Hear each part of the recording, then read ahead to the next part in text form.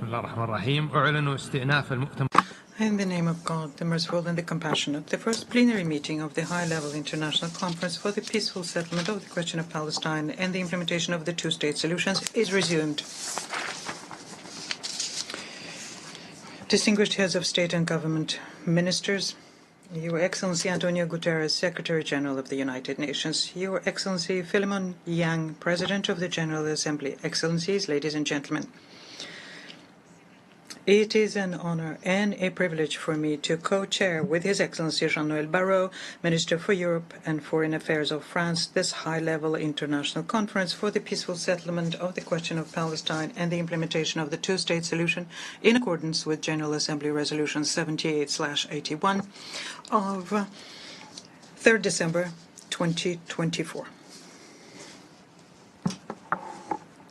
We would like to extend a warm welcome to all of you. This conference is being held to advance the implementation of the United Nations resolutions pertaining to the question of Palestine and the two-state solution for the achievement of a just, lasting, and comprehensive peace in the Middle East. As co-chairs, we're pleased to see the high level of attendance today, which reflects the commitment and political will to achieve the goals of the conference. I invite now my co-chair, His Excellency Jean-Noël Barrot, Minister for Europe and Foreign Affairs of France, to make an opening statement.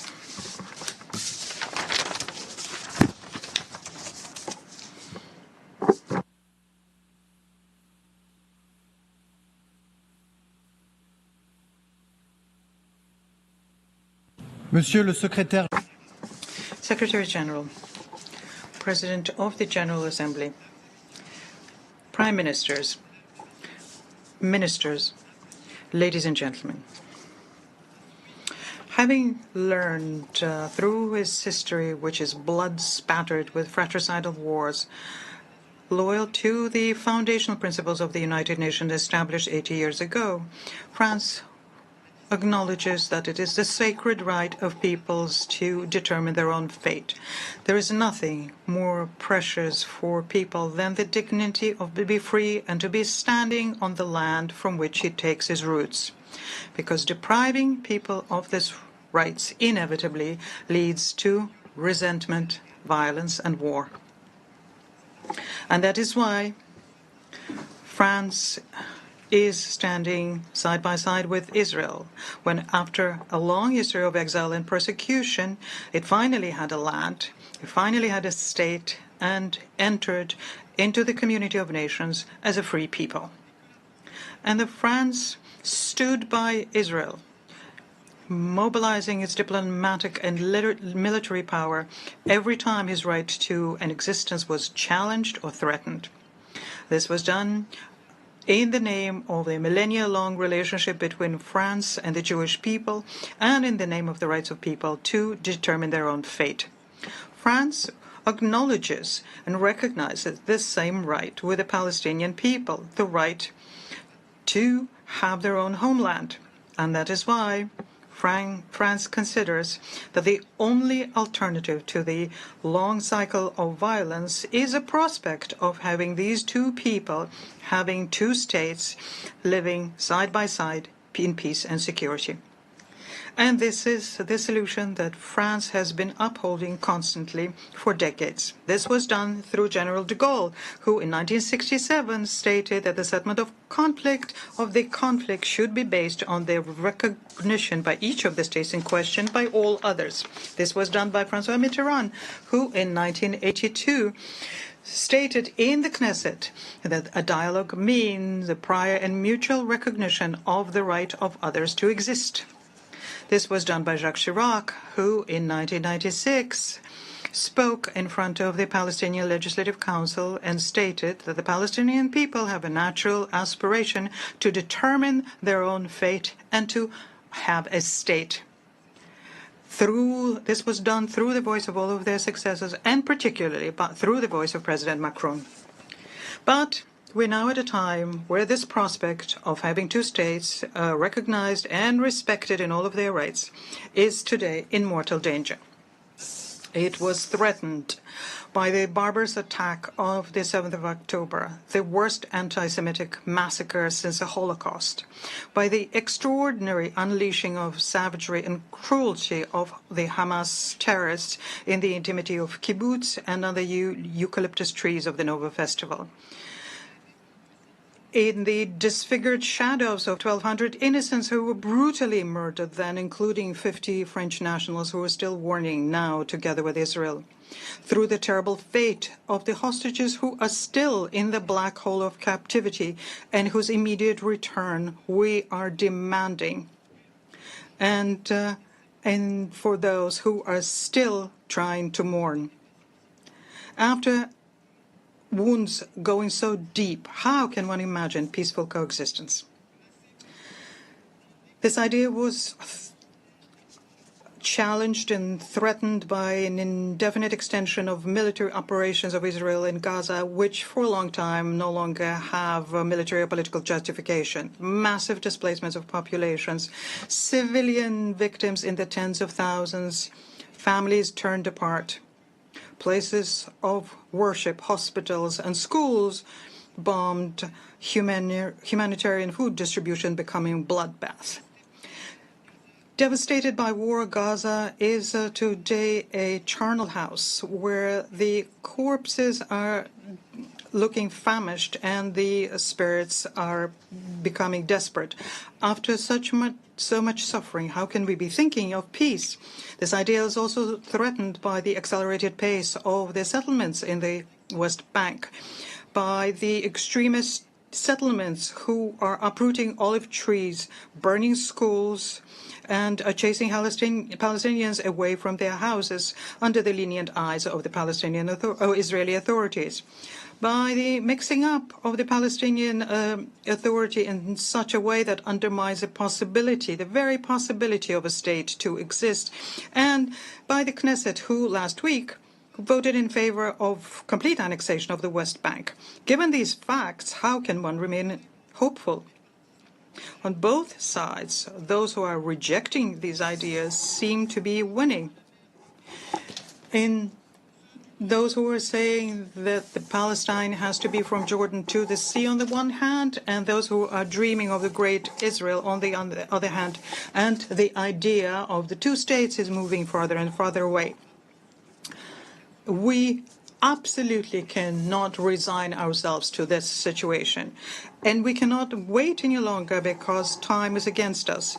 After 22 months of attempts, it is an illusion to think that a ceasefire, lasting one, can obtained without a general view of what Gaza is going to be after the war, without a political horizon, an alternative to permanent war.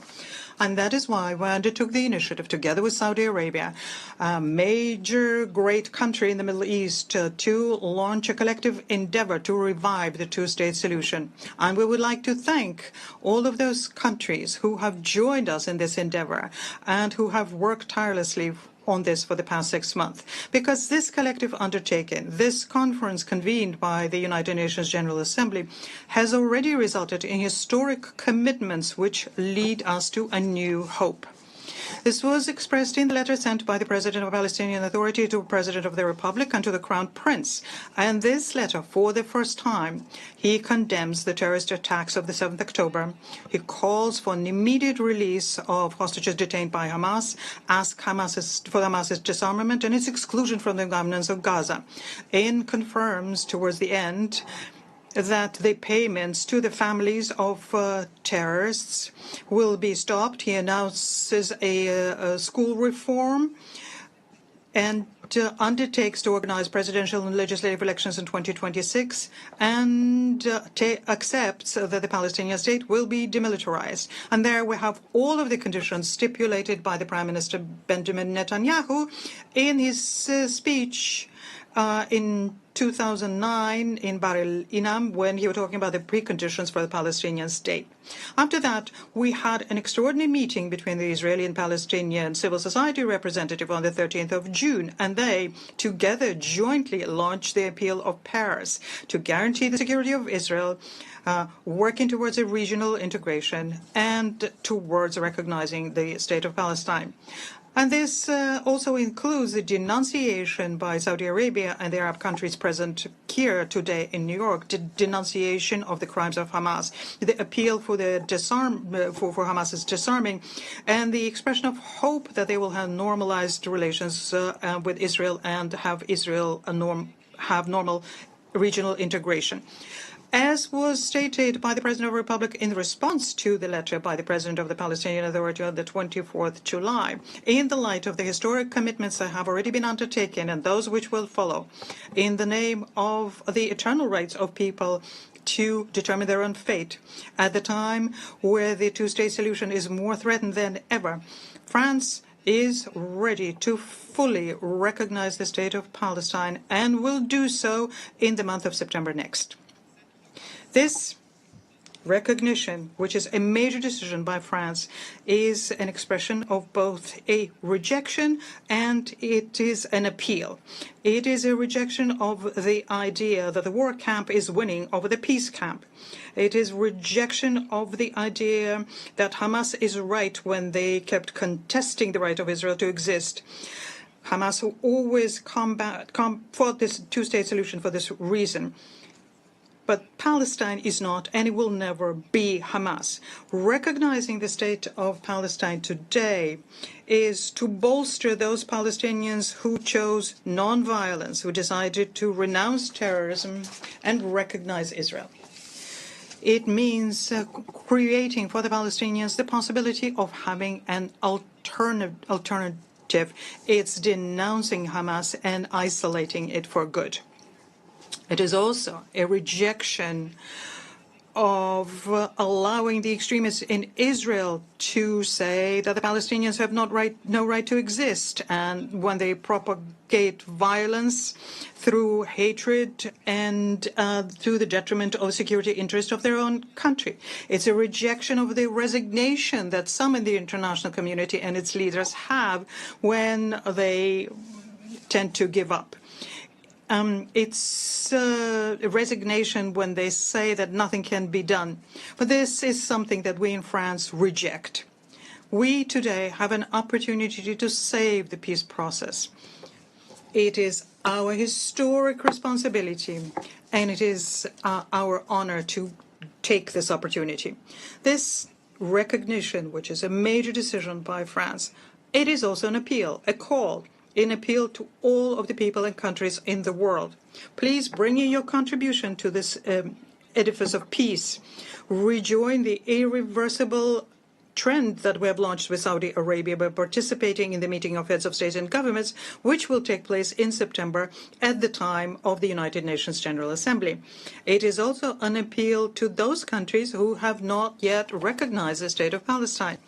It is today that your decision will have the maximum impact on the way things develop. Waiting for Hamas to disarm before you recognize the state of Palestine, this means that you put the decision in the hands of Hamas. Yitzhak Rabin understood it very well because he fought terrorism as though the peace process did not exist, and he pursued the peace process as though there were no terrorism. It is by recognizing Palestine today, that you will create the condition for Hamas's elimination. This is all an appeal to the Arab and Muslim countries. Please cut at the root the rejection of Israel, which is feeding anti-Semitism, extremism, and terrorism. Retake the road of normalization with Israel. Show that the Israelis are winning when they are working on a regional security architecture by bringing everyone together with their neighbors. This requires courage, but courage is something that you have. This is an appeal to the government of Israel. Listen to the indignation throughout the world. Take the hand that's stretched out to you to find a way out of this. Open the eyes to the aspirations your neighbors have to live in peace and security with you. Cease the fire. Lift the humanitarian blockade on Gaza. Lift the financial blockade on the Palestinian Authority. Reject annexation project. It is in the interest of Israel and Israel's security. This is finally an appeal to the two people, the Israeli and the Palestinian people, who have been so tried by history and suffered so much through war, to Raim, which I was 1 year after the 7th of October in El Arish, several kilometers from Gaza in ruin. I have seen it with my own eyes. I've seen the depths into which this has plunged you. Please oppose the violence through the strength of your mind and spirit. Continue with the path forged by Rabin Arafat and those people who were working on peace. Make sure that your children grow up without secular hatred and destructive resentment. Take the ridge trail necessary between necessary compromise and intransigence on the essential, because this is the only road towards reconciliation. We are aware of the special responsibility towards peace and security in the world. We are determined to break the spiral of violence in the Middle East. And we are indifferent to the attacks from those who want to dissuade us from doing that. France is ready to fully recognize the state of Palestine and will do so in the month of September. This is to build a new alliance between the people in the region based on justice, mutual recognition, and shared humanity. And to close the terrible chapter on war and to open a long-awaited chapter on peace.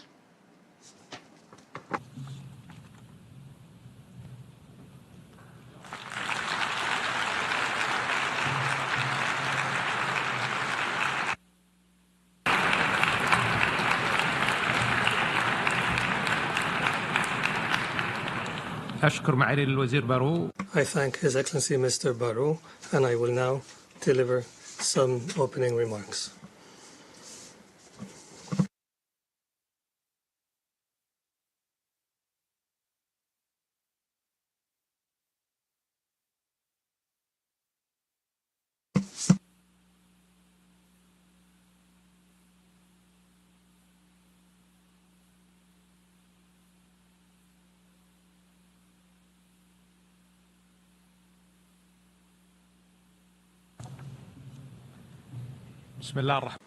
In the name of God, most compassionate, most merciful, Your Excellencies, may the peace of God be upon you.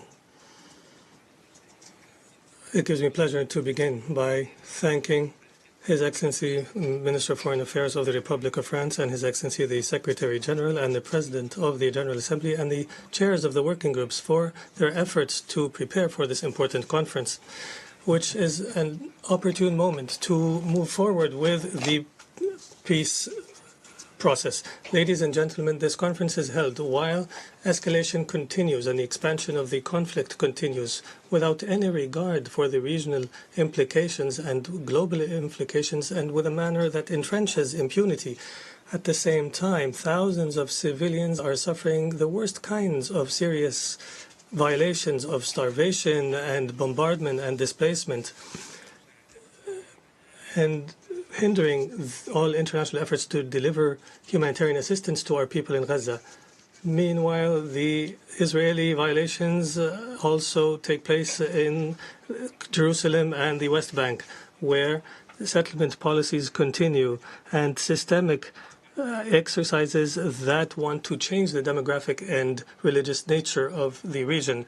The Kingdom of Saudi Arabia reiterates that peace and security do not take place through a deprivation of rights or through the force. These policies lead to destabilization and eroding the possibilities for peace and expanding extremism, threatening regional and international peace and security. Your Excellencies, the Kingdom of Saudi Arabia reiterates and welcomes what President Mahmoud Abbas has said about the commitment to peace and the continued efforts of the Palestinian government under the leadership of the Prime Minister, Mohammed Mustafa. These efforts deserve our appreciation. In this regard, we reiterate that the international community must support the Palestinian people in building their capacities and empowering their institutions through support for the Palestinian Authority and its reform. Ladies and gentlemen, the Kingdom of Saudi Arabia believes that peace cannot be built without empowering the Palestinian people economically and through development. Accordingly, the Kingdom of Saudi Arabia is promoting and expanding its cooperation with the Palestinian Authority to build capacity and to achieve digital transformation and to cooperate with the private sector so the economy can advance. In this regard, we mention the critical role of international organizations and the World Bank, including the IMF, in supporting the Palestinian people, whether through financing development or through technical assistance.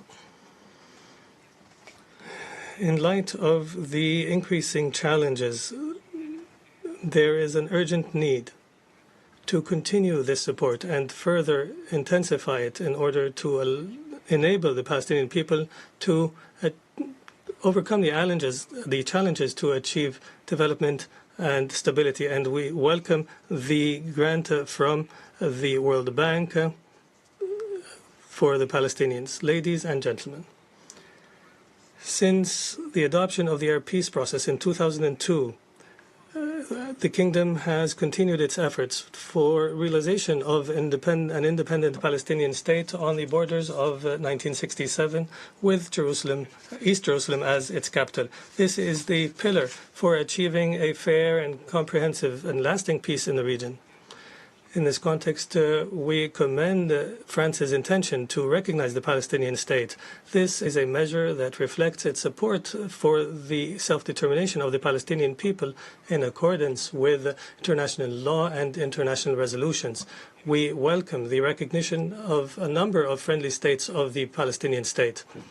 And we call on other states to take this important and responsible measure and to engage in a credible process that is irrevocable to achieve peace and security for all people in the region. We realize we must maintain the political process, and therefore the Kingdom has launched this conference and has cooperated with the European Union and Norway, and we are working to operationalize a mechanism that is time-bound to follow up on the outcomes of this conference and to support practical measures to end the occupation and to establish the independent state of Palestine and achieve regional security. In conclusion, we call on you to join the final outcome document and to participate in its implementation. Our collective responsibility requires us today to work urgently to end the humanitarian disaster that is threatening the credibility of the international law and to enable the Palestinian people to achieve self-determination in order to achieve peace and security for all people in the region, opening the way towards stability, prosperity, and development. And may the peace of God be upon you.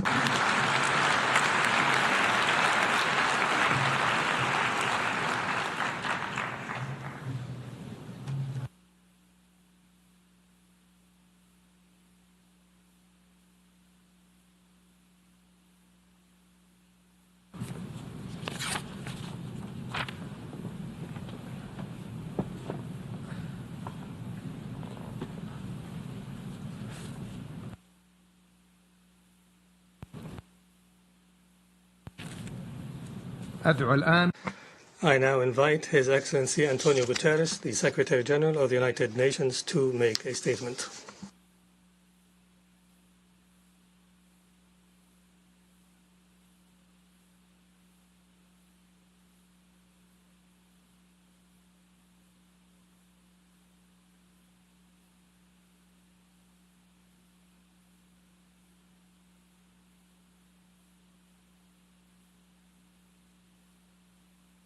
Distinguished co-chairs, Mr. President of the General Assembly, Excellencies, ladies and gentlemen. I once again thank the government of France and the Kingdom of Saudi Arabia for organizing this international conference on the implementation of the two-state solution. Let's tell it straight. For decades, Middle East diplomacy has been far more process than peace. Words, speeches, declarations may not have much meaning to those on the ground. They have seen it before. They have heard it before. Meanwhile, destruction and annexation bulldoze ahead. The onus and obligation is on all of us to prove that this effort is something different. We know the central question for Middle East peace is implementation of the two-state solution, where two independent, sovereign, democratic states, Israel and Palestine, live side by side in peace and security. My central question to those who stand in the way is this: what is the alternative? A one-state reality where Palestinians are denied equal rights and forced to live under perpetual occupation and inequality? Or a one-state reality where Palestinians are expelled from their land? That is not peace. That is not justice. That is not in accordance with international law, and that is not acceptable. That will only increase the growing isolation of Israel on the global stage. Let's be clear. Statehood for the Palestinians is a right, not a reward. And the denial of statehood would be a gift to extremists everywhere.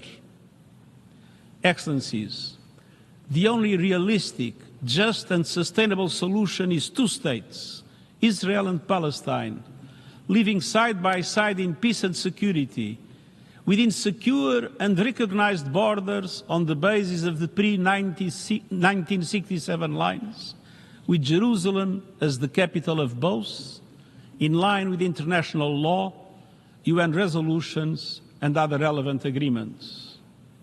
Two states recognized by all and fully integrated into the international community. But time is running out. With every passing day, trust is slipping, institutions are weakened, and hopes are dashed. That is why I implore the international community not only to keep the two-state solution alive, but to take the urgent, concrete, irreversible steps necessary to make it real.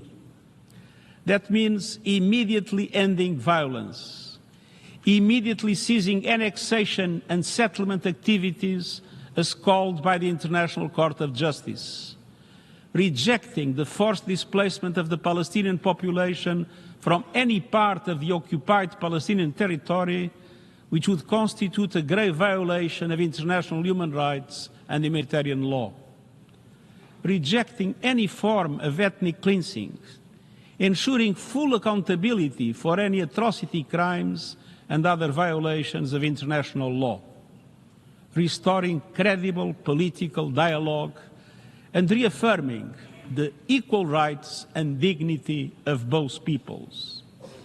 All this requires courage from leaders on the ground and courage from the international community to act with principle and persistence. Starting with Gaza. Excellencies, nothing can justify the horrific 7 October terror attacks by Hamas, and nothing can justify the scale of death and destruction in Gaza since then, a level without precedent in recent times. Gaza has descended into a cascade of catastrophes, tens of thousands dead, virtually the entire population displaced many times over, the shadow of starvation looming over everyone, all with the world watching. I welcome recent steps to reduce restrictions to life-saving humanitarian aid, but this is far from the solution to end the nightmare. We need an immediate, permanent ceasefire, the immediate and unconditional release of all hostages, and full and unfettered humanitarian access. These are not preconditions for peace. They are the foundation of it. And let's be equally clear. Beyond Gaza, the continued occupation of the occupied Palestinian territory, including East Jerusalem, is illegal. It must end. It is the law, reaffirmed by the International Court of Justice in its advisory opinion of July 2024, reaffirmed by this Assembly and rooted in international law. Excellencies, let us reject the false choice between Palestinian statehood and Israeli security. there is no security in occupation. Let us affirm Israel's legitimate security concerns must be addressed, and so must the legitimate rights of the Palestinian people. We must speak with one voice to condemn all acts of terror, to denounce all targeting of civilians and taking of hostages, to reject incitement to hatred and violence. And we must call on Israel to recommit clearly and unequivocally to the two-state solution and to cease all actions that undermine it. And we must support Palestinian unity around a peaceful, democratic and inclusive vision of statehood. Let us lay the groundwork for unified Palestinian governance, credible security arrangements, and a Palestinian Authority that carries out reforms and that can deliver for its people. The Palestinian Authority has taken critical reform steps. I urge the international community to recognize when progress is made and to continue to support the Palestinian government in its reform agenda under incredibly challenging circumstances. Excellencies, this conflict cannot be managed. It must be resolved. We cannot wait for perfect conditions. We must create them. We cannot defer peace efforts until suffering becomes unbearable. We must act before it is too late. Excellencies, at its core, this is not only a political challenge, it is a matter of shared values and principles. The principle that all peoples are equal in rights, equal in dignity, and entitled to live free of fear. That no nation should live in permanent insecurity, and that no people should live under continued occupation. This is the promise of the United Nations Charter and international law. This is the call of conscience. Let us answer that call with clarity, courage, and conviction. Let us, at long last, choose the path of peace, not as a concept, but as a commitment, not as a dream, but as a reality, for Palestinians, for Israelis, for the people of the Middle East and the world. Thank you.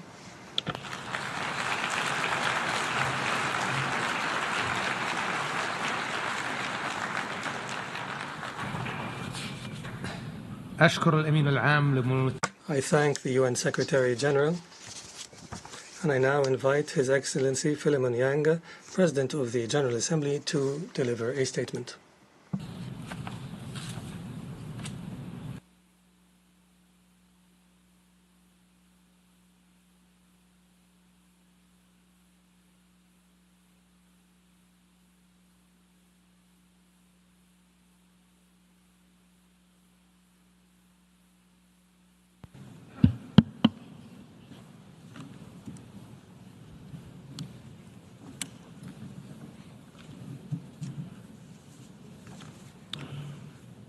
Excellent. Your Excellency, Minister Jean-Noël Barrot. Your Highness, Prince Faisal bin Farhan, Mr. Secretary General of the UN, Prime Minister Dr. Mohammed Mustafa, Your Excellencies, ladies and gentlemen. Let me begin by thanking France and Saudi Arabia for co-chairing this high-level conference. Bravo, well done. I also commend the co-chairs of the 8 working groups for their efforts in preparing for this conference. Excellencies, we are at a critical moment in the long history of the Israeli-Palestinian conflict. It is indeed a history-making moment. The abhorrent attacks of Hamas on 7th October 2023 against Israel caused a war in Gaza, which has been ongoing for over 21 months. we have called for an immediate end to the conflict and the unconditional release of all the hostages. The war in Gaza has brought unimaginable suffering to thousands of human beings. To Palestinian civilians, including women and children, who continue to face death, destruction, deprivation, and displacement on a horrifying scale. And to Israeli hostages who remain in captivity under extremely painful conditions. This human suffering is unacceptable and it must end now. Excellencies, the horrors in Gaza and the endless cycle of violence between Israel and Palestine make it painfully clear we cannot go on like this. This conference today is needed more than ever before and must lead to a decisive change in direction. If we do not address once and for all the Israeli-Palestinian conflict through the two-state solution, we will not be able to achieve lasting peace and stability in Palestine and in the Middle East. This is the reason why we have gathered here today. This is why this conference must be a success, and this is why this conference must chart an irreversible path towards the implementation of the two-state solution.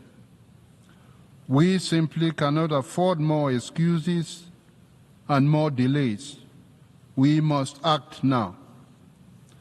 Your Excellencies, last month, the General Assembly adopted a resolution that reflects the urgent demands of the international community with respect to the war in Gaza.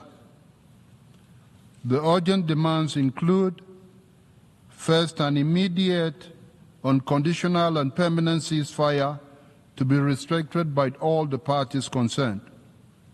Second, the immediate, dignified and unconditional release of all hostages held by Hamas and other groups. Third, the immediate and permanent facilitation of full, rapid, safe and unhindered entry of humanitarian assistance at scale, including food and medical supplies, into and throughout the Gaza Strip, and its delivery to all Palestinian civilians. The international community must ensure that Israel and Hamas finally comply with these demands and with the obligations under international law and international humanitarian law. Excellencies, while the situation in Gaza is dramatic, we must not lose sight of the deeply concerning and equally urgent situation in the occupied West Bank, including East Jerusalem.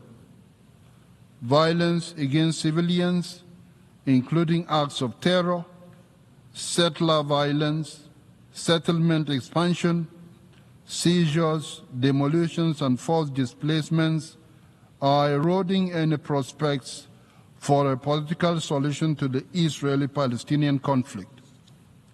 Let me be clear. This conflict cannot be resolved through permanent war, nor through endless occupation or annexation.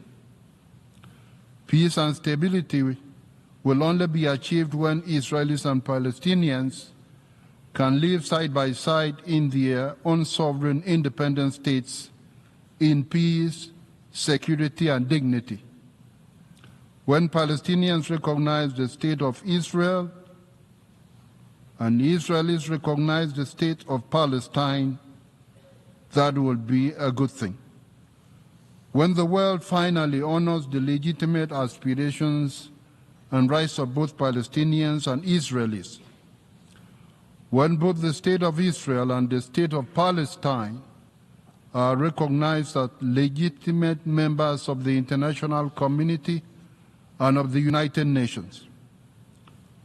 Until today, more than 140 states have recognized the state of Palestine.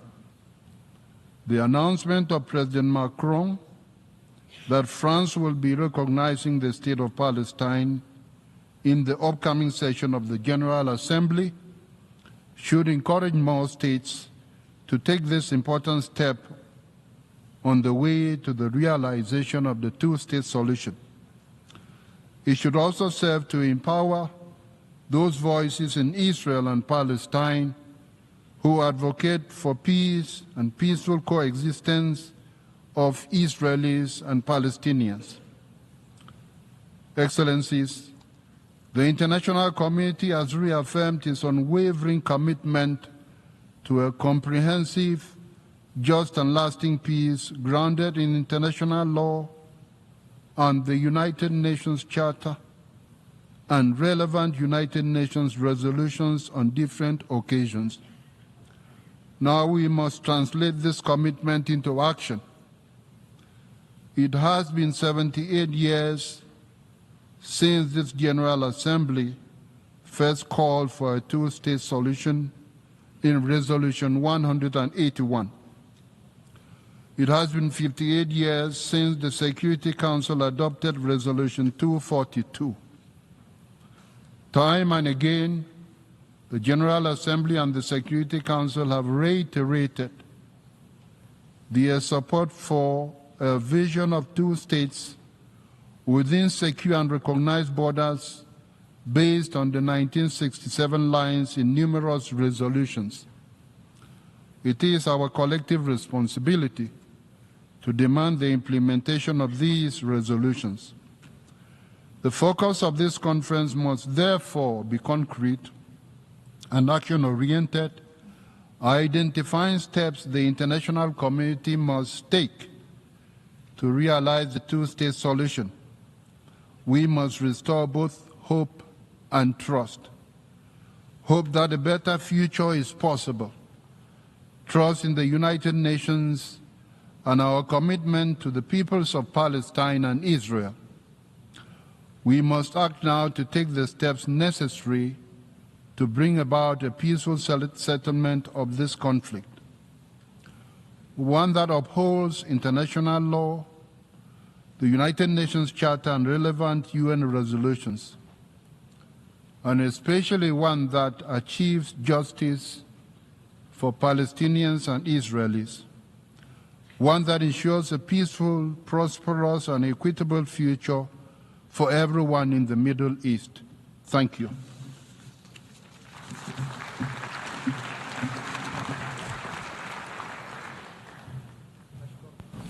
أشكر رئيس الجمعية العامة. I thank the President of the General Assembly, and I now invite His Excellency Mohammed Mustafa, Prime Minister of the State of Palestine, to make a statement.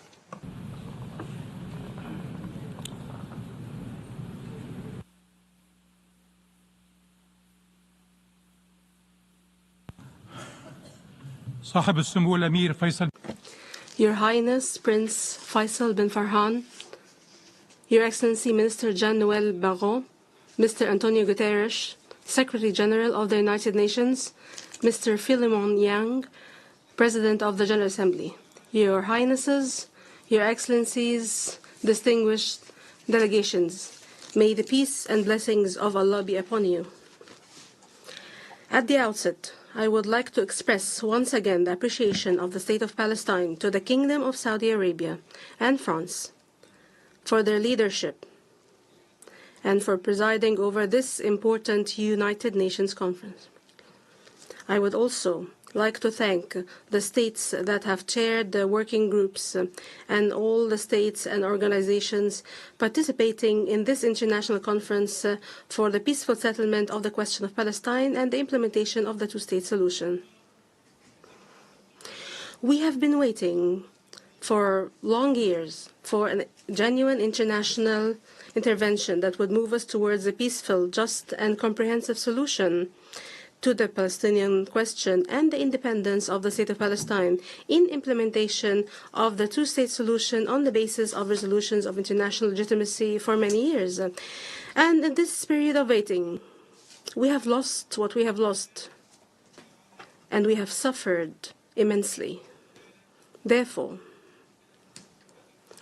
this international conference must constitute a turning point in which positions and decisions are translated into immediate and unprecedented practical steps to stop the genocide and end the Israeli occupation, uphold the Palestinian right, and help an independent Palestinian state on the basis of two-state solution take shape in accordance with the resolutions of international legitimacy, which opens the way towards peace, security, stability, and prosperity in our region for the benefit of all peoples and states. Your Highnesses, Excellencies, distinguished delegations, in the Gaza Strip, there are all kinds of death. Palestinians die by being targeted. They die by being burned alive. They die out of the cold, out of hunger, out of thirst, out of disease, out of grief, and out of fear. And they send us every day, every moment, for more than 20 months, a distress call to save them from this killing, destruction, and disregard for their lives. How has this devastating war not stopped for our people yet?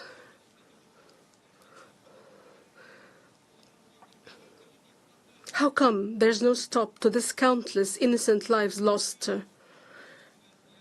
How is it possible that there's no stop to the starvation which is now a declared policy and a clear plan for displacement? Do not accept from Israel any excuse or justification for targeting Palestinian civilians, doctors, humanitarian staff, journalists, and the imposition of a policy of collective punishment on the Gaza Strip and its inhabitants without exception, as well as the destruction of homes, hospitals, schools, mosques, churches, even graves, and all the elements of life in Gaza, and preventing the entry of aid and obstructing its safe distribution and killing who seek to receive some aid. This war of extermination must stop immediately. The killing of Palestinians must stop immediately. Humanitarian aid must be brought in immediately through all land crossings. Hostages and prisoners must be released immediately. The displacement must stop immediately. Israel occupation forces must withdraw completely from the entire Gaza Strip. And we ask you to take the necessary measures to stop the aggression, starvation, and displacement, and send a clear message. Enough disregard for the life and dignity of Palestinians. Palestinians are human beings. In this regard, we affirm our support for the efforts of the mediators, Egypt, Qatar, and the United States. We thank them for their effort to reach a ceasefire in Gaza. We also thank all the countries that support our people, their rights, as well as relief efforts, especially the Arab Republic of Egypt and the Hashemite Kingdom of Jordan. We also thank the International Coalition for the Implementation of the Two-State Solution and the Arab Islamic Committee led by the Kingdom of Saudi Arabia. Your Excellencies, Your Highnesses, distinguished delegations, we affirm the readiness of the State of Palestine to assume full responsibility for governance and security in Gaza with Arab and international support. We also stress that the State of Palestine is the only holder of the right to rule the entire Gaza Strip, and it is the holder of the exclusive right to maintain security. Israel must withdraw completely from the Gaza Strip, and Hamas must relinquish its control over the Strip and hand over its weapons to the Palestinian Authority. We also reaffirm our position rejecting violence and terrorism in all its forms, including targeting and attacking civilians. And on this basis, the State of Palestine is ready to invite a temporary Arab and international support force to support stability by a resolution adopted by the Security Council in order to provide protection for our Palestinian people and to ensure a ceasefire and to support the Palestinian government and its security services, and not as a substitute for it within a framework that contributes to the establishment of an independent Palestinian state based on international legitimacy resolutions and the implementation of the two-state solution.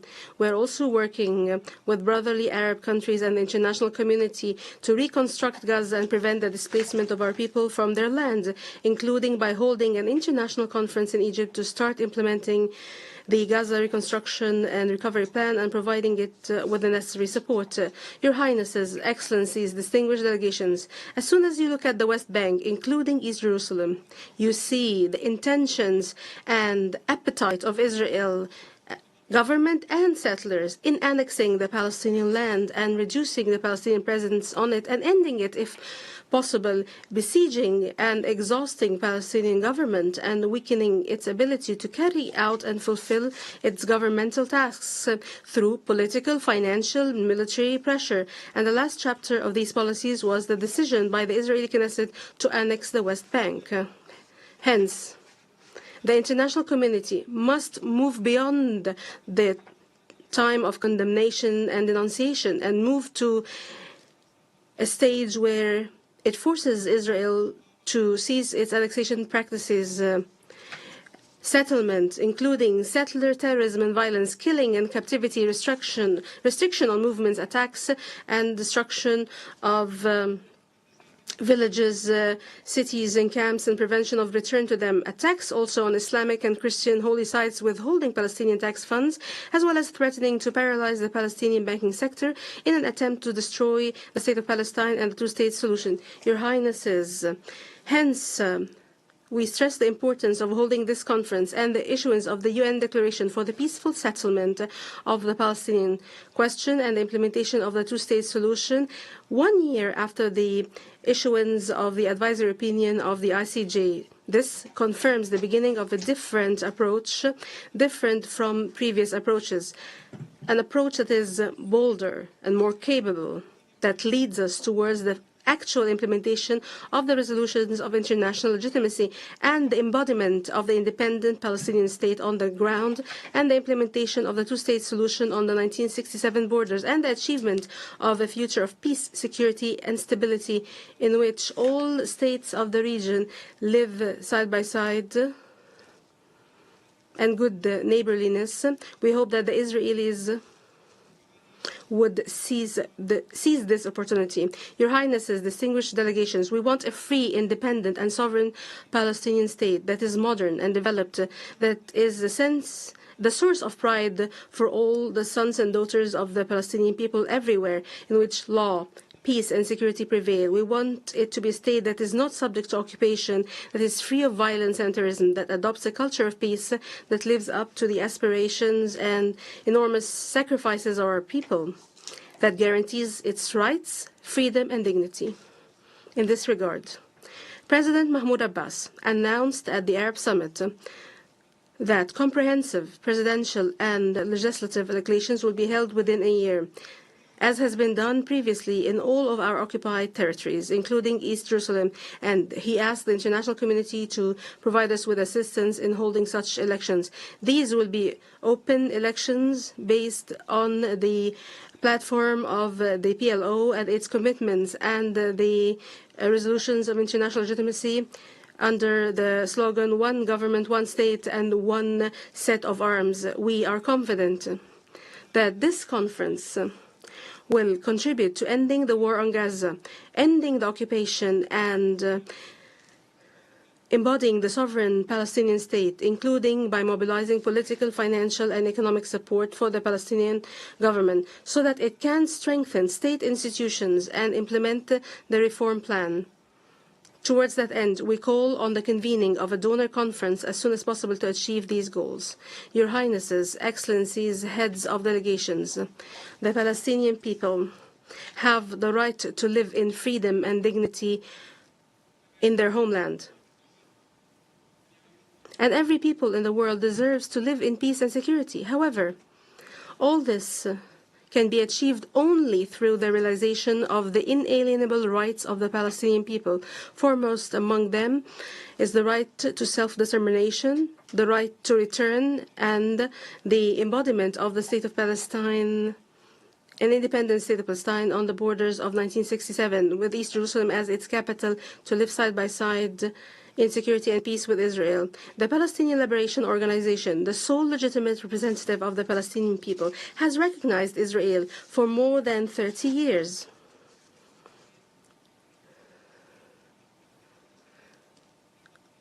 While Israel's recognition of the State of Palestine has yet to take place, despite the recognition of the State of Palestine by 149 states. In this regard, we call on all states that believe in the two-state solution and have not yet recognized the State of Palestine to do so immediately, as a real investment in peace, security, and stability. We thank all the brave countries that have recognized the State of Palestine, and we appreciate the historic decision of the French president to recognize the State of Palestine. We also call on everyone to support our full membership in the United Nations and other international institutions, including international financial institutions, and to support efforts for accountability and justice for victims. Your Highnesses, Excellencies, Heads of Delegations, we stand ready to work with you and with the United States, and in partnership with the presidents of the conference, Saudi Arabia and France, and with the heads of other groups and countries participating in the International Coalition for the Implementation of the Two-State Solution for Peace, Stability, and Security for All in the region. This requires a serious path and an irreversible peace agreement between the State of Palestine and Israel within a clear and binding timetable, with international support, monitoring, and guarantees, starting with universal recognition of the State of Palestine and leading to the end of the Israeli occupation and the settlement of all final status issues in accordance with the resolutions of international legitimacy. It is not the fate of our people to live under occupation, nor is it the fate of us and the Israelis to live in a war that doesn't end. We can live in a future of peace and security side by side if we make the right decisions today. We must all take bold and unprecedented steps leading to a just and comprehensive peace in accordance with the resolutions of international legitimacy. Enough injustice, war, occupation, and destruction. We want our people to live in freedom and dignity in their land and the land of their ancestors, and to achieve peace, security, and prosperity in our region, the Middle East, which is the cradle of three heavenly religions, the cradle of light, justice, and peace. I thank you. May the peace and blessings of Allah be upon you.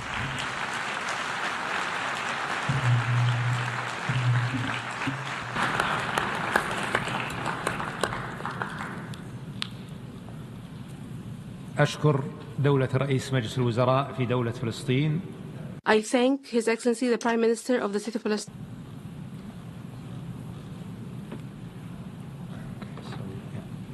بذلك نكون قد استمعنا إلى آخر المتكلمين. We have thus listened to the last speaker in the opening segment of this conference. Your Excellencies, Your Highnesses, ladies and gentlemen, before starting the general debate, and if the conference approves, I would like to suggest that we would use the rules of procedure of the General Assembly, mutatis mutandis, in particular concerning the conduct of its business, and that each state participating in the conference shall have one vote. We shall proceed accordingly. أعطي الكلمة الآن إلى I now hand the floor to my fellow co-chair, His Excellency Jean-Noël Barrot, Minister for Europe and Foreign Affairs of France.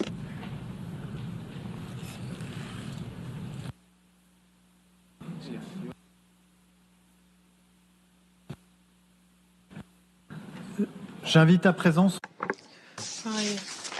I now invite His Excellency Sheikh Mohammed bin Abdullah Rahman bin Jasmin Al Thani, Prime Minister and Minister for Foreign Affairs of the State of Qatar, to address the conference.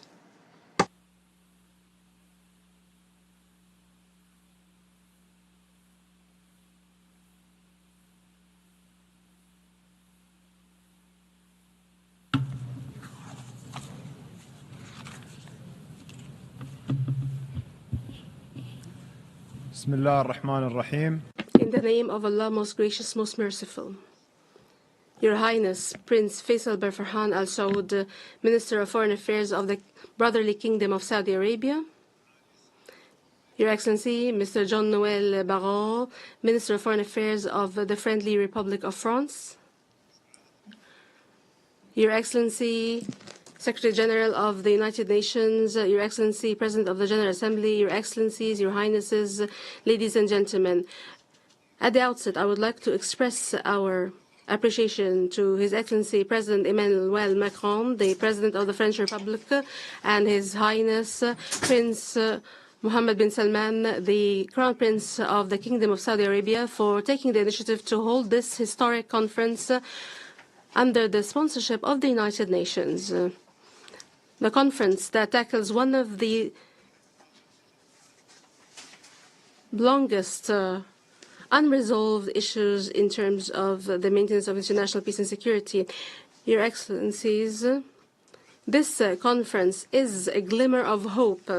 However, we are at a critical juncture in the region. A devastating war launched by Israel on the Gaza Strip for more than 2 years, and an escalating humanitarian crisis where more than 2 million people suffer, mostly women and children. And in one of the most brutal and cruel moments in this crisis, we have seen scenes that are a stigma and long lines of the suffering in anguish, waiting for crumbs to end their starvation. How can we build a future on the bodies of those who die of hunger? And how can we reach peace as we see this amount of killing, humiliation, and starvation? In this regard, the State of Qatar has made every diplomatic effort to stem the bloodshed and to have the prisoners and hostages released. And in light of our principal position, we have condemned the targeting of civilians. However, we totally reject double standards.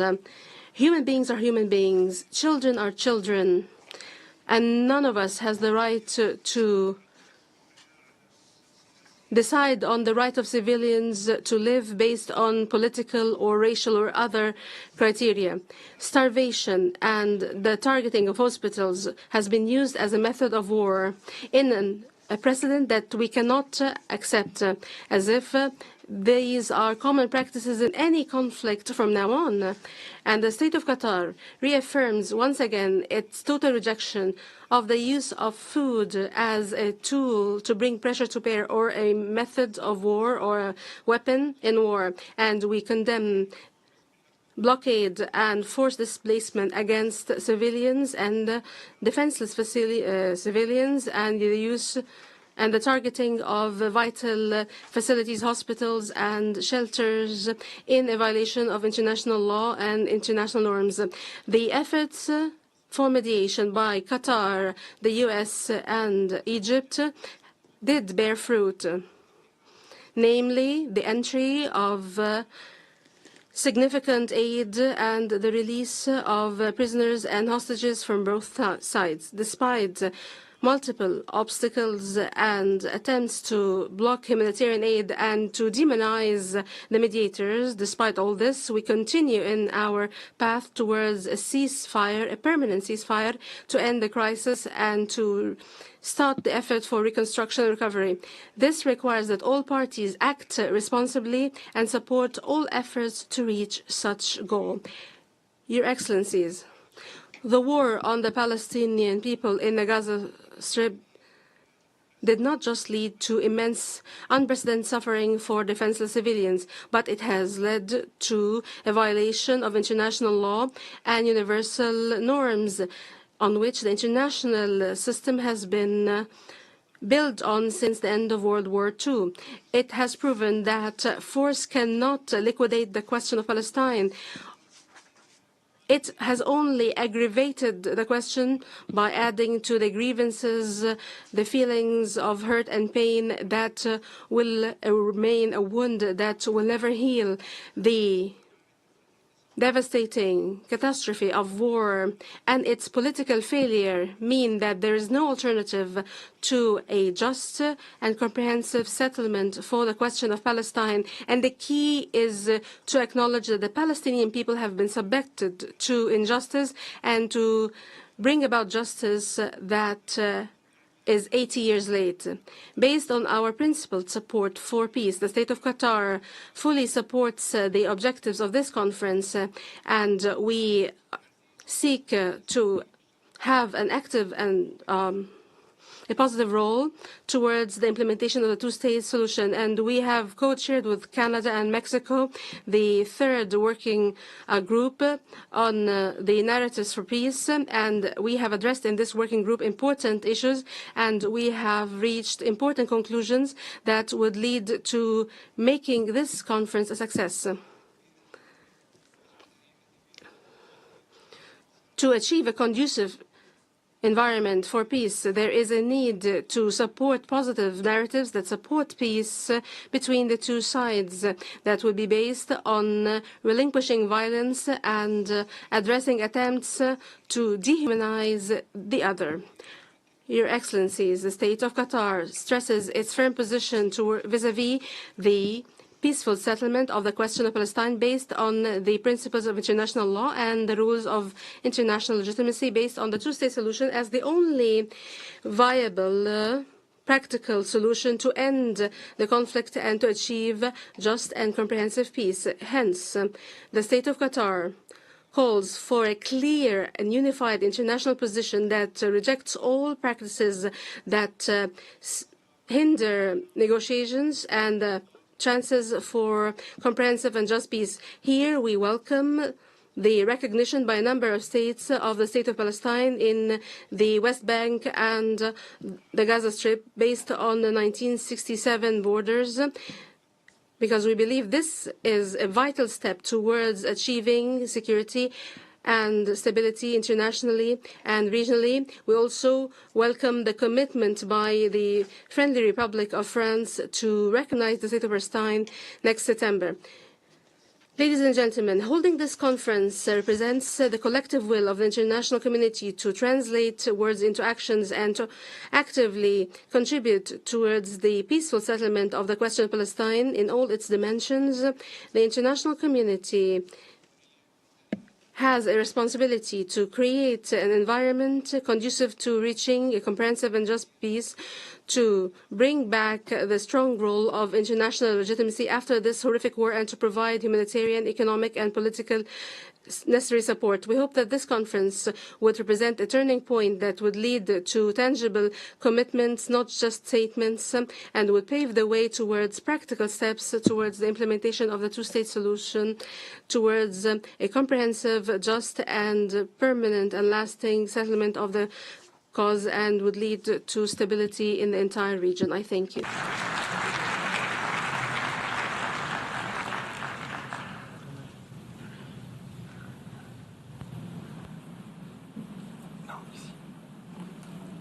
Je remercie le Premier ministre des Affaires. I thank the Prime Minister and Minister for Foreign Affairs of the State of Qatar. I now give the floor to His Excellency Mr. Ayman Safadi, Deputy Prime Minister and Minister for Foreign Affairs and Expatriates of Jordan.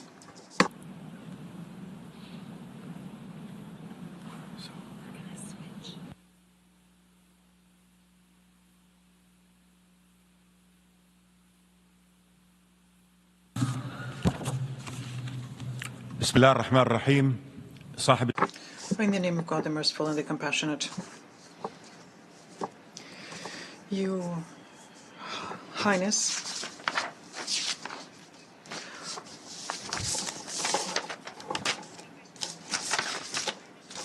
Prince Faisal bin Farhan, Jean-Noël Barrot, may the peace of God be upon you.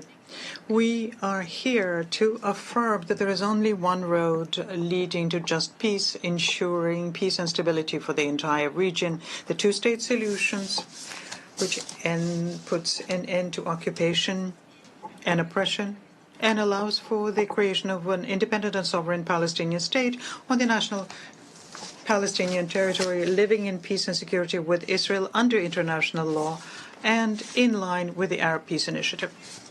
We are meeting today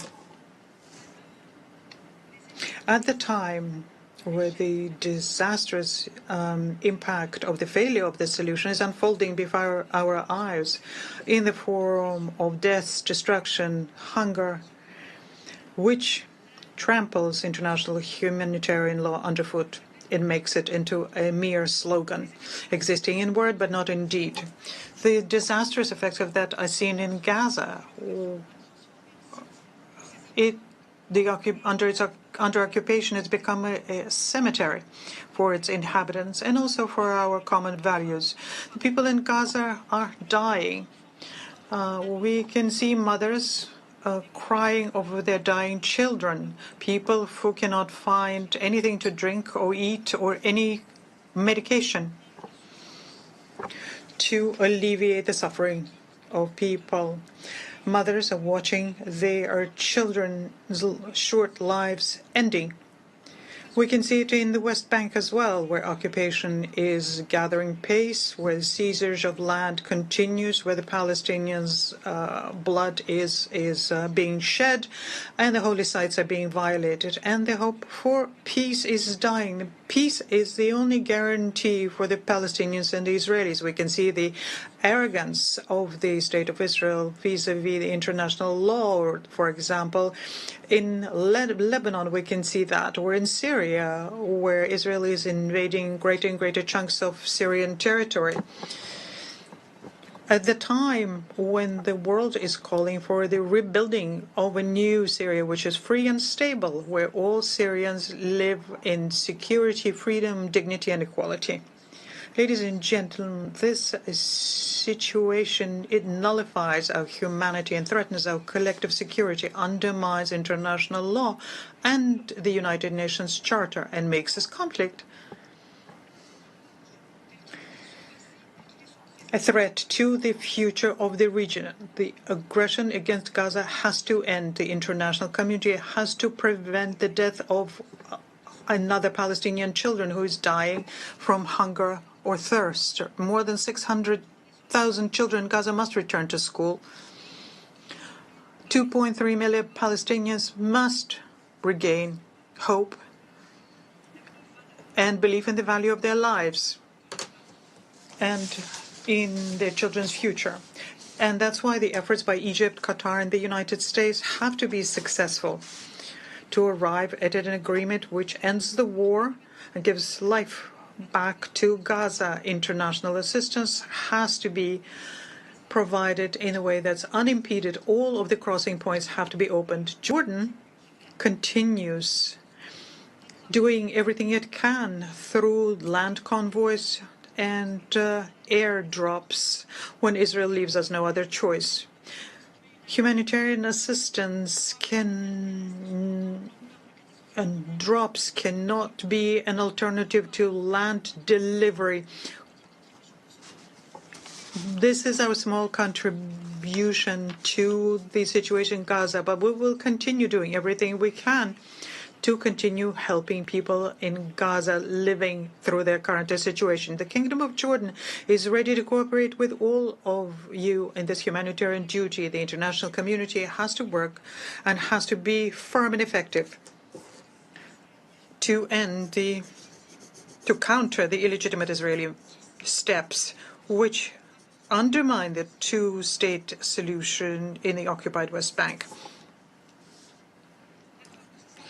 The ceasefire agreement in Lebanon has to be implemented.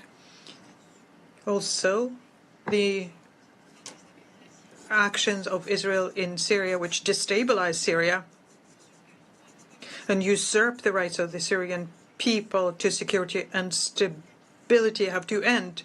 Ladies and gentlemen, this conference of ours will perhaps not end up with a two-state solution, but it is a message to the region or the international community to move in that direction. Those who have an alternative to the two-state solution, let them come up with it. The Palestinian people will remain on their land and within their rights.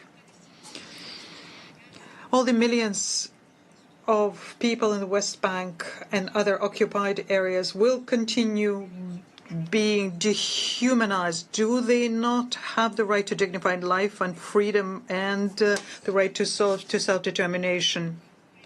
The state, a single state for the Palestinians with all of their rights, is it possible, or is it institutional apartheid? Will remain and will thus bury international credibility. And we make the goal of peace unattainable. The Israeli government is against our meeting here today. They say that negotiations have to end the conflict, but they refuse negotiations and they counter the rights of Palestinians to have a state. They seize Palestinian land. If Israel really wants to negotiate, well, the Palestinian leadership stands ready to engage in negotiations to have just peace. However, Israel does not negotiate. That's the truth. It's time for the international community to react to that according to its belief, which supports the two-state solutions. Practical and clear measures have to be undertaken to support this solution. We have to use all of the tools at our disposal to implement it. Otherwise, the Palestinians and the Israelis will remain without the right to peace, as well as all the people in the region. Just peace is something that has been in the Arab Peace Initiative since 2002. It guarantees peace and normal relations to Israelis. This is supported by the other organizations. It implies a partnership with Israel engaging in negotiations to translate this pledge into lasting and comprehensive peace. If the two-state solution is not available today, well, protecting it against measures which undermine it is still necessary and urgent. Recognizing the Palestinian state is an important step here. We congratulate France on the announcement that they made to recognize the state of Palestine and all the countries who preceded France in that. And we call on all states to recognize the state of Palestine, reconfirming their right to justice, international law, and peace. The Kingdom of Jordan will continue supporting the rights of the Palestinians to life, freedom, to a state, and will spare no effort to arrive at just peace where the rights of Palestinians are implemented, and they will have peace which will be accepted by the population, which will put an end to the conflict. Dear friends, occupation and peace are opposites.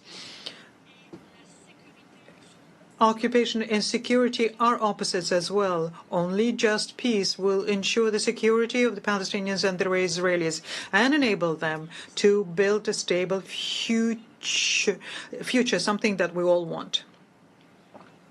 We would like to thank the Kingdom of Saudi Arabia and the French Republic for organizing this conference of ours today, which is an international appeal, a cry saying it's enough conflict, occupation, murder, oppression. It's a collective opposition to that, whereas just peace is our choice.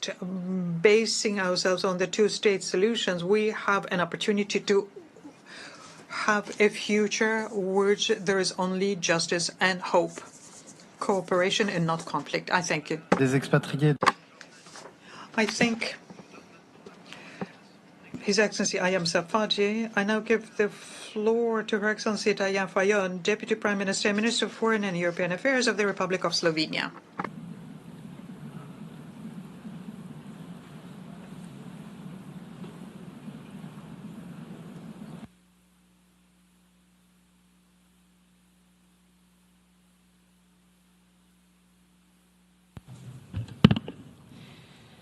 I thank the co-chairs of the conference and of the working groups. Your Excellencies, irrelevant of the perspective one has about Middle East conflict today, we all share one conviction: we are at a historical point. How peace in the Middle East will be pursued is what will define the history our generations write. History is rarely about big words. History is about action or lack of it. The wholes of this organization have observed both, and our nations have shared experiences of those consequences. Suffering or prosperity, justice or inequality, grievance or accountability. When writing history of our generation, Slovenia decided to use the ink of action, and let me name just a few. Together with Ireland, Norway and Spain, Slovenia recognized the state of Palestine last year and established diplomatic ties shortly after. Together with Jordan and Kuwait, we launched an initiative supporting UNRWA through shared commitments, which enjoys support of over 120 signatories to this day. And we continue to strengthen partnership with the agency.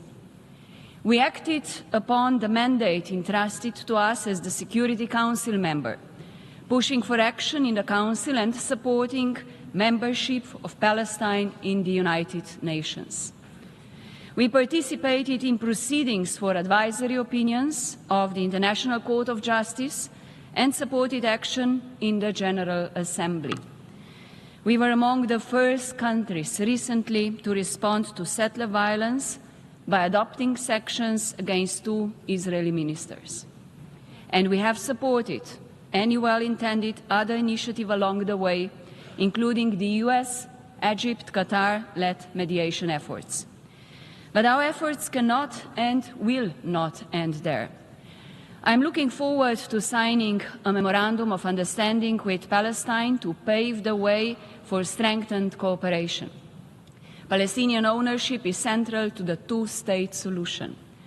We continue valuing dialogue also with Israel, with the region and the civil society. Our door is always open to build trust. Your Excellencies, we are heartbroken by the devastation and immense suffering of civilians in Gaza. The months-long Israeli blockade of humanitarian aid has resulted in famine spreading across Gaza. Children are suffering the most. We take note of recent temporary measures which are long overdue and definitely not enough. We are appalled by dangerous trajectories in the West Bank, including East Jerusalem, and we resolutely stand against terrorism and strongly condemn Hamas' barbaric attack on October 7th. We do not need a new blueprint to reverse the course of history, as we already have it. We have international law, and Slovenia calls for its full respect.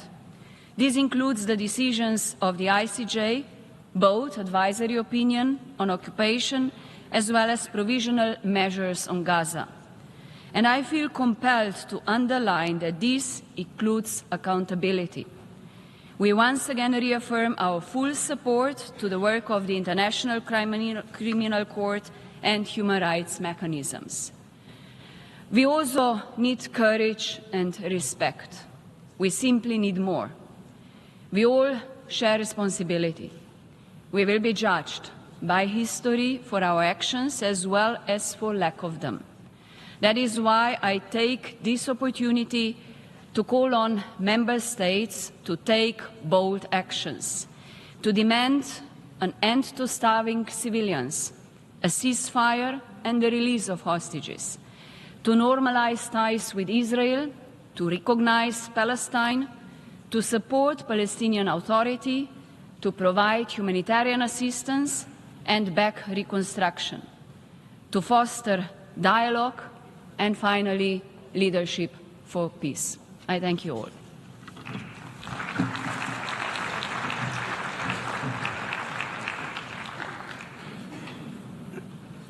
Je remercie. I thank the Deputy Prime Minister and Minister for Foreign Affairs of Slovenia. And I now give the floor to His Excellency Mr. Xavier Bettel, Deputy Prime Minister and Minister for Foreign Affairs and Foreign Trade and Minister for Cooperation and Humanitarian Action of Luxembourg.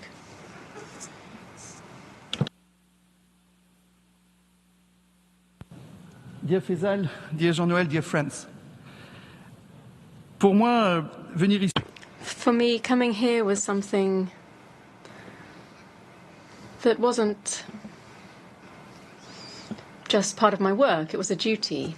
It's a duty as someone who has now been Foreign Minister for almost 18 months. I've been to Palestine and Israel 4 times, and once I went to Jordan, and countries that are also experiencing the direct consequences of the situation. I've been to Egypt once and Qatar once, and I'd like to thank both of you for inviting us here to keep up the momentum on the situation in Palestine. This situation, when you look at public opinion, is divisive. Some are for it, some are against. Can't we just take a position for peace? For young people, for women, for people who have nothing? Do we have to take a position today which is for Palestine and therefore against Palestine, or for Palestine and therefore against Israel? These are cliches that we want to fall into, that we have to be against each other and not find pragmatic solutions in this situation. I'm also thinking about the hostages from the 7th of October, families who don't even know whether their relatives are still alive. Imagine being in that situation and not knowing what happened to a member of your family. So we need to be brave, to all of us, to be able to forge ahead in one direction towards peace and to ensure that we can live together. For the Palestinian Authority, it's very difficult. And as we saw today, it's very difficult to condemn Hamas, and we know that Hamas, for some, is still the solution in Gaza. To have to explain to young Gazans who have just buried their parents following bombings the night before that they have to find peace with Israel, to say to young Israelis that they have to find peace with Palestinians when some of their relatives are still being held hostage. But that's the reality on the ground. So today, I see a situation that is very difficult to accept, very difficult to understand, and nonetheless we've understood the reaction of Israel, but wanted to have self-defense and defense to the action of the 7th of October. But we need to keep proportions and see what is proportionate today. We have UNRWA. UNRWA was the first agency to have to close, and we can see that the aid that should have been delivered by UNRWA, those on the ground are seeing every day how important they were for health, for education, for humanitarian action. More than 1,000 people have died just going to find aid, to get food. And today, if you don't get shot or killed under bombs, you'll die of starvation following the humanitarian aid that's been blocked at the borders. So this really is an inexplicable, intolerable situation. UNRWA wasn't perfect. We have our report from our ex-colleague, Ms. Colonna, who shows where action needs to be taken, and we've seen the determination from the Palestinians to go in that direction.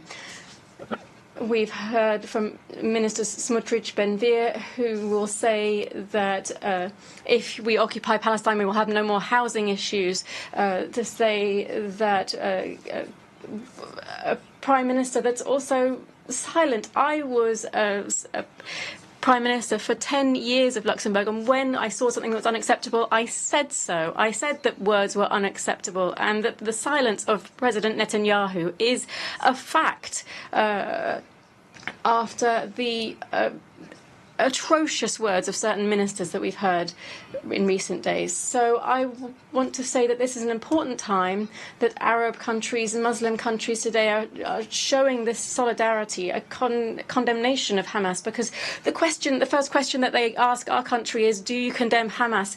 No.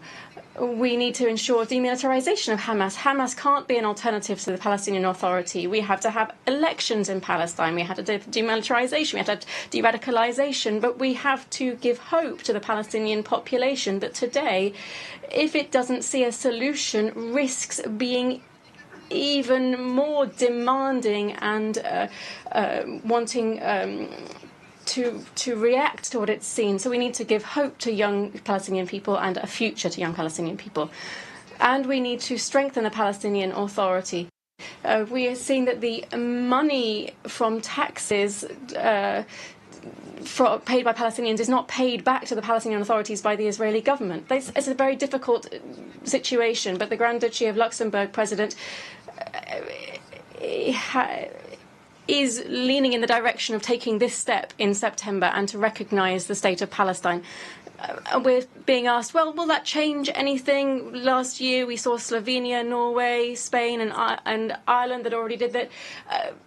But I hope that this dynamic now, President, will make it possible to make progress. We see great determination to condemn Hamas, or demilitarize Hamas among countries in the Middle East. So we mustn't lose this momentum, and we hope that one day our Israeli colleagues will understand that Israeli security will be peace in Palestine, and that saying today that supporting Palestine is not an act against Israel. On the contrary, it is for a future in security for future generations. Thank you.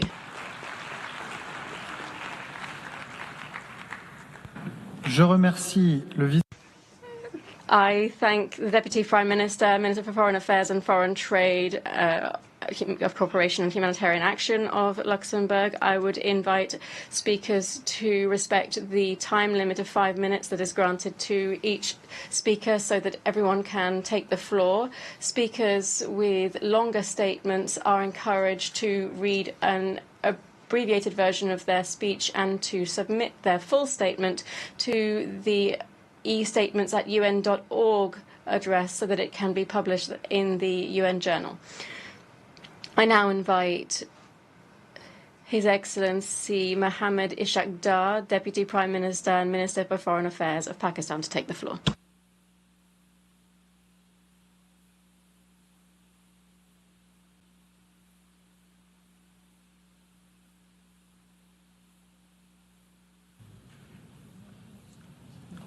Honorable co-chairs,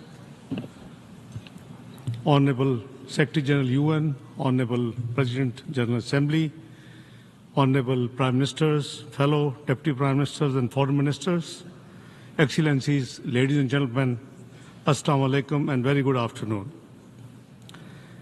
Pakistan expresses its profound appreciation to the Kingdom of Saudi Arabia and France for co-chairing this timely conference.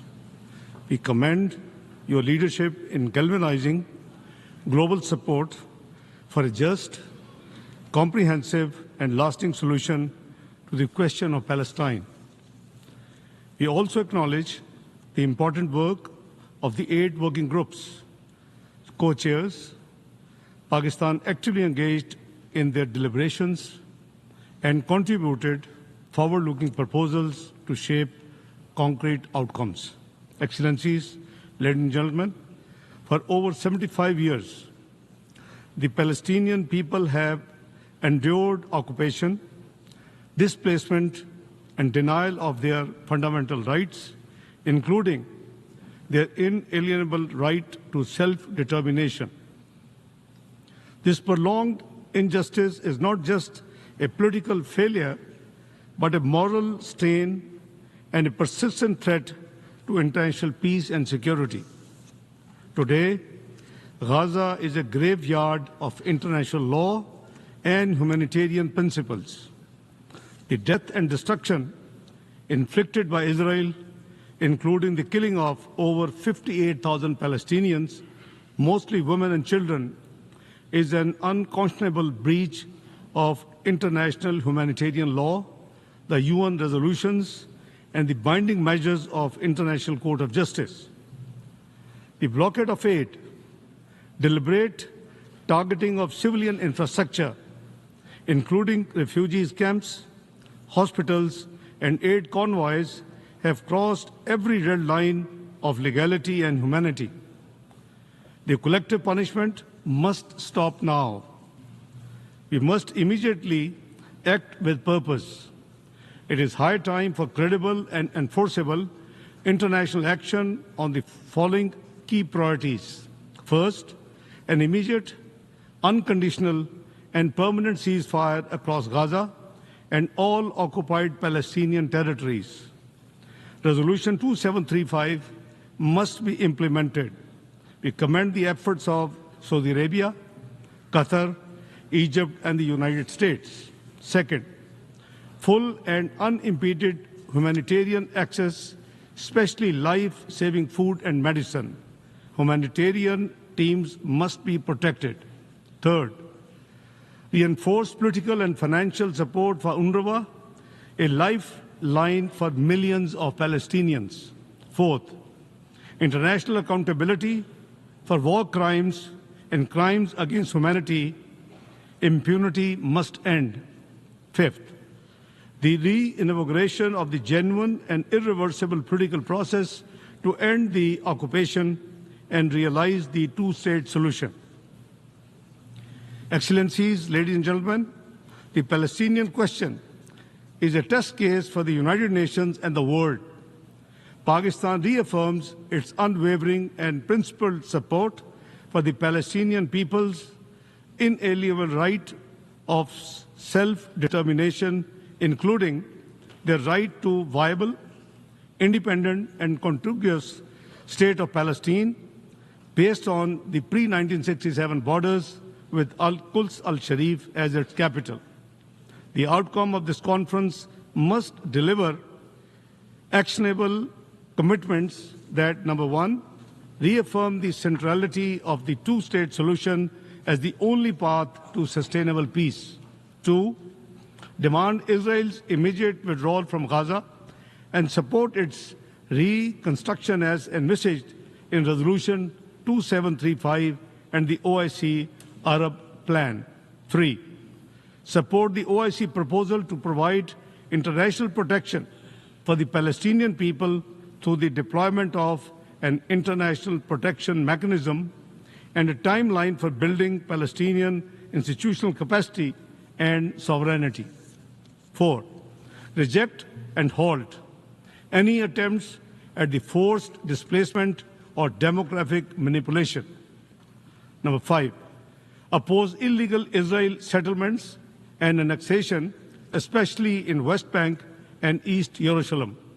We unequivocally condemn the Israeli parliament's unlawful attempt to assert sovereignty over the occupied West Bank.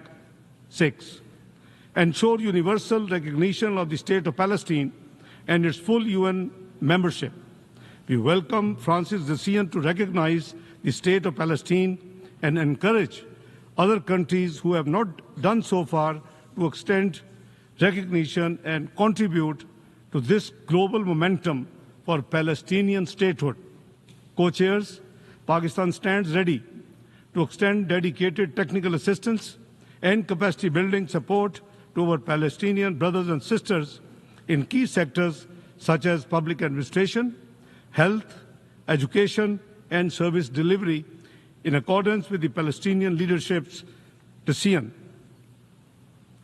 Pakistan is prepared to contribute to the building of institutions, including through participation in the Arab OIC plan and any international protection mechanism.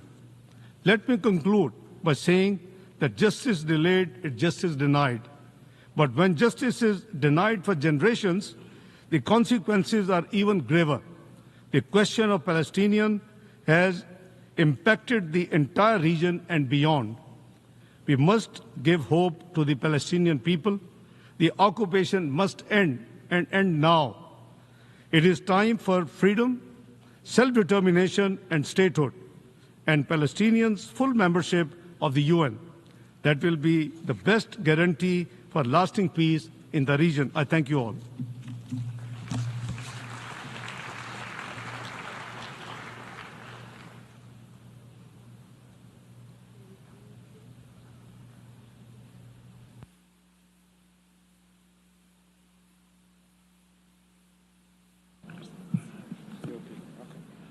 Je remercie.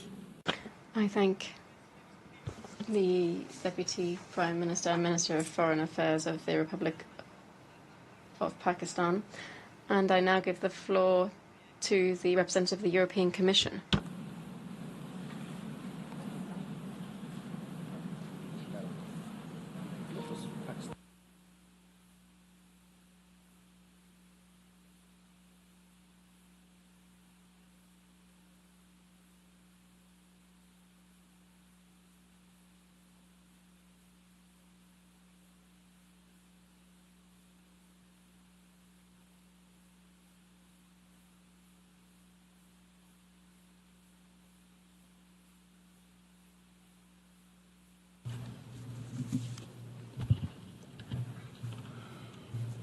عفوا للتصحيح يتقدم الآن دولة نائب. Correction. We now give the floor to the Deputy Prime Minister and Minister of Foreign Affairs of Iraq. Thank you, President. Excellencies, ladies and gentlemen.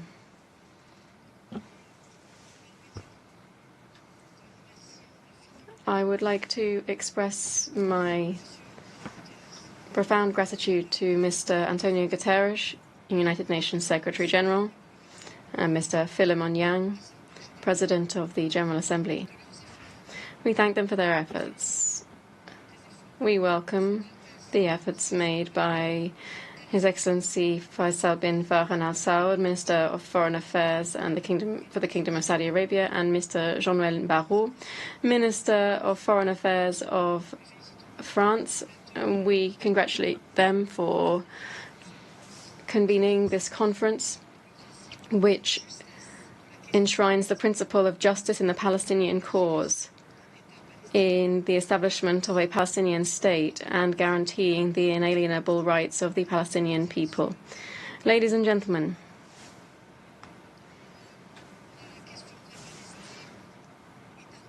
the Palestinian question is a moral test for the international system. The international community has sometimes shown signs of bias, and yet double standards doesn't contribute to building peace. The international community must henceforth support peace. The first step in that direction must be an immediate and unconditional ceasefire in the Gaza Strip. The delivery of humanitarian aid to the besieged and those in need, the wounded, without conditions or obstacles. The lifting of the blockade and the full provision of protection to civilians. Ladies and gentlemen, this conference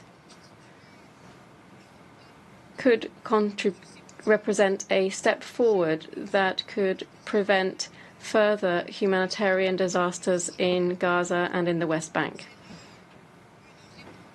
It represents a response to our conscience, to our humanity, to salvage what can still be salvaged in light of the scale of the destruction and death perpetrated by the occupying Israeli forces in a series of heinous crimes against humanity.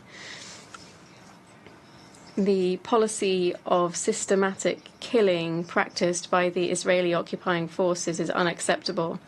The policy of genocide and apartheid is unacceptable. Forced displacement, forced transfers is unacceptable. Starvation of the population is unacceptable. Expanding the scale of illegal settlements is also unacceptable. All of this exacerbates the humanitarian crisis day after day. Ladies and gentlemen, here we reaffirm Iraq's unconditional support for the Palestinian question. This is a just and rightful issue. This is the basis for stability in the region. We call on the international community, particularly those states having an influence, to shoulder their moral and legal responsibilities.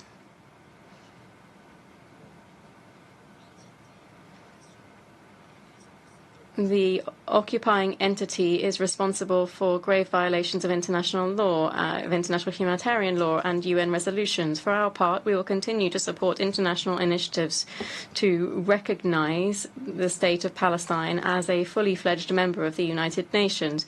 We stand ready to participate in any regional or international effort to support the rights of the Palestinians and to bring an end to the occupation.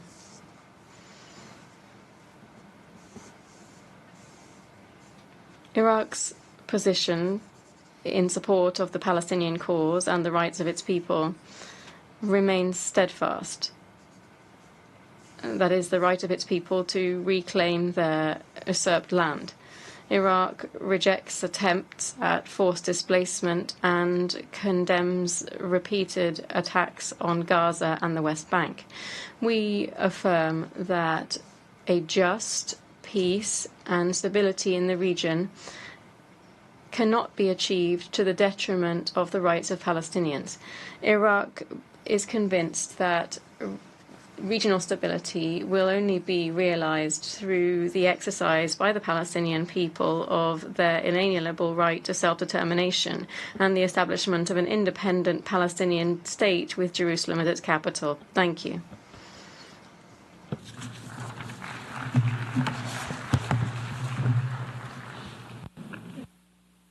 I thank the Deputy Prime Minister and Minister of Foreign Affairs of Iraq, and I now give the floor to His Excellency Tarek Mitri, Deputy Prime Minister of Lebanon.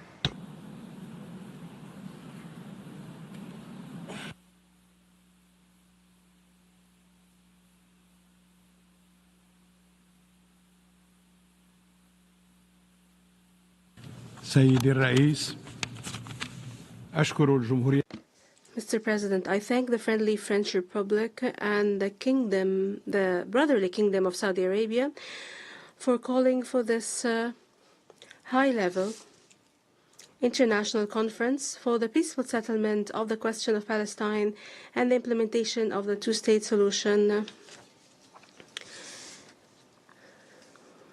in support of the Palestinian people and in affirmation of their legitimate national rights and the establishment of their independent state as a path for just and comprehensive peace. Mr. President, since the Nakba, Palestine has been suffering tragedies year after year and month after month. Occupation, uprooting, displacement, and exile. These crimes are multiplying before our own eyes in Gaza. The occupier persists in siege, killing, starvation, and ethnic cleansing. It rides roughshod over international law and international humanitarian law. We are therefore called upon to work together and quickly to stop the massacre and to protect the credibility of international law, which is being questioned by those who believe in rights in the face of the arrogance of power. Mr. President, it is no secret that the milestones of the road to political solutions are well known. They were written by the international community with UN ink, and they have been engraved on the walls of this international organization. Resolutions adopted by the Security Council, the General Assembly, and the International Court of Justice have established the illegality of occupation and its practices and have called for a two-state solution. Arab leaders called for a permanent and comprehensive solution to the conflict, including the establishment of a Palestinian state on the borders of the 4th of June 1967 with East Jerusalem as its capital, in exchange for peace with Israel. This position has not changed since the 2002 Beirut summit that was initiated by the brotherly Kingdom of Saudi Arabia. Lebanon remains firmly committed to the Arab Peace Initiative, including the right of Palestinians to return to their homes. Mr. President, On behalf of Lebanon, I thank His Excellency, the President of the French Republic, Mr. Emmanuel Macron, for his announcement of the recognition of the Palestinian state next September on the sidelines of the 80th session of the United Nations General Assembly. We highly appreciate France's principled position, which has been pursuing a policy that respects the principles of international legality and international law. I also commend the firm principled position of His Highness Prince Mohammed bin Salman, Crown Prince of the Kingdom of Saudi Arabia, who stressed the need to establish a Palestinian state as a condition for a just peace, which gives the Palestinian cause support in the face of the alarming recent escalation that we're witnessing in the Palestinian territory, including settlement, legalizing settlement, killing, displacement, and systematic destruction of educational, social, and relief institutions, foremost of which is UNRWA. These crimes have sparked widespread anger across the world and great popular solidarity with the right of the Palestinian people to live in dignity on their land, which was evident in the positions of the states participating in this conference and has accelerated the recognition of a number of them of the State of Palestine. I mentioned Spain, Ireland, Norway, and Slovenia, which have not hesitated to speak clearly and loudly against force in support of rights. Mr. President, for 2 years now, my country, Lebanon, has been suffering from the horrors of repeated Israeli aggression against its sovereignty, territory, and people. And despite our full commitment to the implementation of Resolution 1701, and despite Lebanon's commitment to the arrangements for the cessation of hostilities agreed upon in November 2024, and despite the Lebanese armed forces assistance provided to UNIFIL forces to deploy along the Lebanese international border and making sure that only state has the monopoly on weapons south of the Litani River. And despite all the effort made by the President of the Republic, the Prime Minister, and our government to reach a state of our government control of weapons on all Lebanese territory, despite all of this, Israel continues to attack Lebanese territory every single day, violating Lebanon's sovereignty and killing its citizens. It also continues to occupy 5 points inside the Lebanese territory and has established 2 buffer zones, not to mention continuing to occupy the Sheba Farms, Kafr Shoba Hills, and the outskirts of the town of Al-Mari. Mr. President, I take this opportunity from this podium to thank the United Nations for all the support it provides to Lebanon through its agencies, and in particular through UNIFIL, whose role we stress as important in supporting the Lebanese armed forces and in maintaining stability along the internationally recognized borders. Lebanon has requested that its mandate be renewed for 1 year without any modification. And we hope that the Security Council would respond favorably to this request. Mr. President, let this conference be a sign of solidarity that the Palestinian people deserve, and action towards coordination and continued effort to defend and uphold the rights of this people. This will reinforce the full meaning of international legitimacy and enhances its effectiveness. I thank you, Mr. President.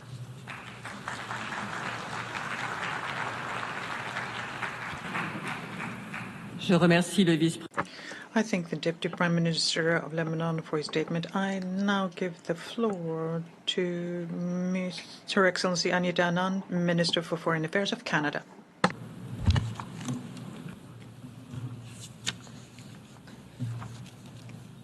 Excellencies, distinguished delegates, honored colleagues, the Palestinian question is at the heart of any hope for long-term stability in the Middle East. Despite the complexity of the situation, our collective presence here today reflects strong international support for a negotiated solution, one that ensures Palestinian self-determination and Israeli security, and one that charts a path toward lasting regional peace and prosperity. As Article 1 of the UN Declaration of Human Rights states, all human beings are born free and equal in dignity and rights. Canada remains firmly committed to a two-state solution, an independent, viable, and sovereign Palestinian state living side by side with Israel in peace and security. Canada supports the Palestinian people's right to self-determination, and we endorse the principle of Palestinian statehood. We shall continue to discuss with the Palestinian Authority the next steps in our relationship. A workable Palestinian state needs legitimate, democratic governance that serves all Palestinian people. Crucially important is the Palestinian Authority's commitment to undertake the comprehensive reforms necessary to govern Gaza and the West Bank. To that end, today, Canada is pledging an additional $10 million this year to accelerate reform and capacity building for the Palestinian Authority. Canada's commitment to a two-state solution is rooted in our desire to see the Palestinian people living with freedom and dignity, and to see Israelis live in peace and security also. In this light, this path is not only the most just course, it is the only sustainable one. À Gaza, la situation humaine. The humanitarian situation in Gaza is disastrous. Numerous Palestinians are dying from hunger. They're killed as they're trying to obtain food and water, or during a military operation which resulted in numerous victims. And those who survive are exposed to avoidable disease and death. This is unacceptable. The continued detention of hostages held captive by Hamas since the 7th of October 2023, and we call for their immediate and unconditional release. Hamas must immediately and unconditionally release all hostages. Hamas can have no role in Gaza's future governance. Israel's right to live in peace and security with its neighbors has long been and continues to be a key principle of Canada's Middle East policy. I believe this right must be recognized by all partners who are committed to peace. To this principle must be joined our shared commitment to Palestine's right to live in peace and security also. Joined by international partners, Canada also recently condemned the ongoing civilian suffering. We condemn the inhumane killing of civilians, including children. We condemn the ongoing expansion of settlements and settler violence in the West Bank, and we condemn the forced displacement of the Palestinian population. The actions outlined just now are all violations of international humanitarian law. We urge all partners to continue to support a principled response through non-governmental humanitarian organizations, organizations with proven capacity to deliver humanitarian assistance at scale. Canada has committed more than $315 million in humanitarian aid to Gaza, making us the third largest bilateral donor in response to this crisis.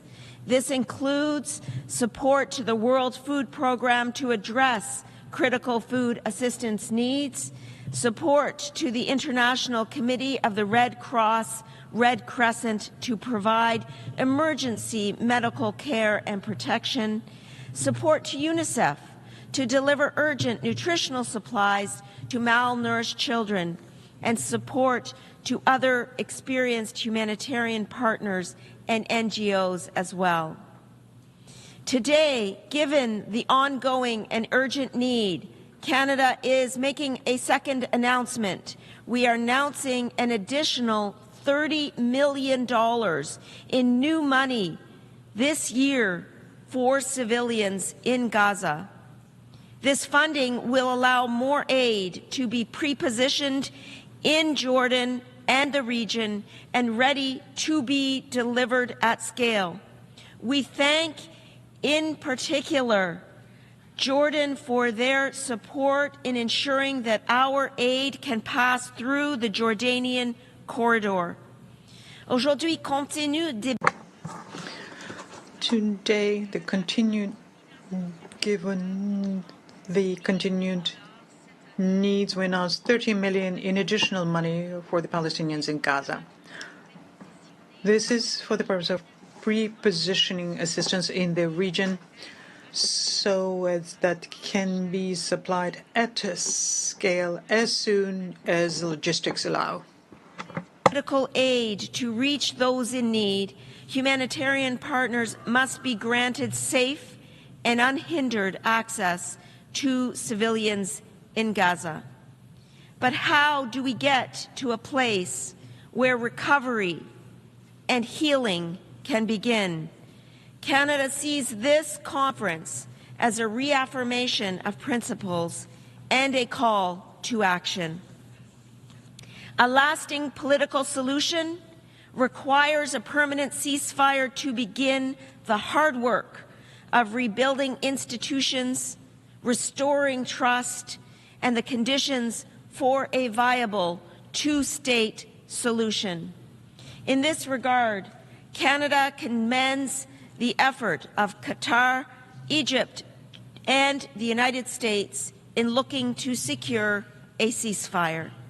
No durable solution can emerge without all parties at the table. The Government of Canada will be present with humanitarian aid, and we will play a leading role in building bridges to more aid for Gaza with our international partners. Merci beaucoup. Thank you so much.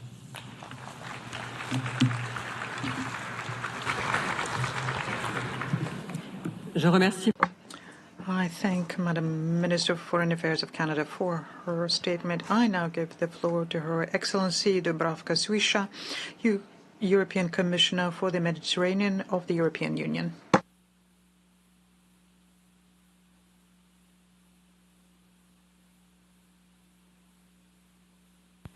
Excellencies, dear Secretary General, we salute the historic initiative of United Nations and France and the Kingdom of Saudi Arabia to convene this conference.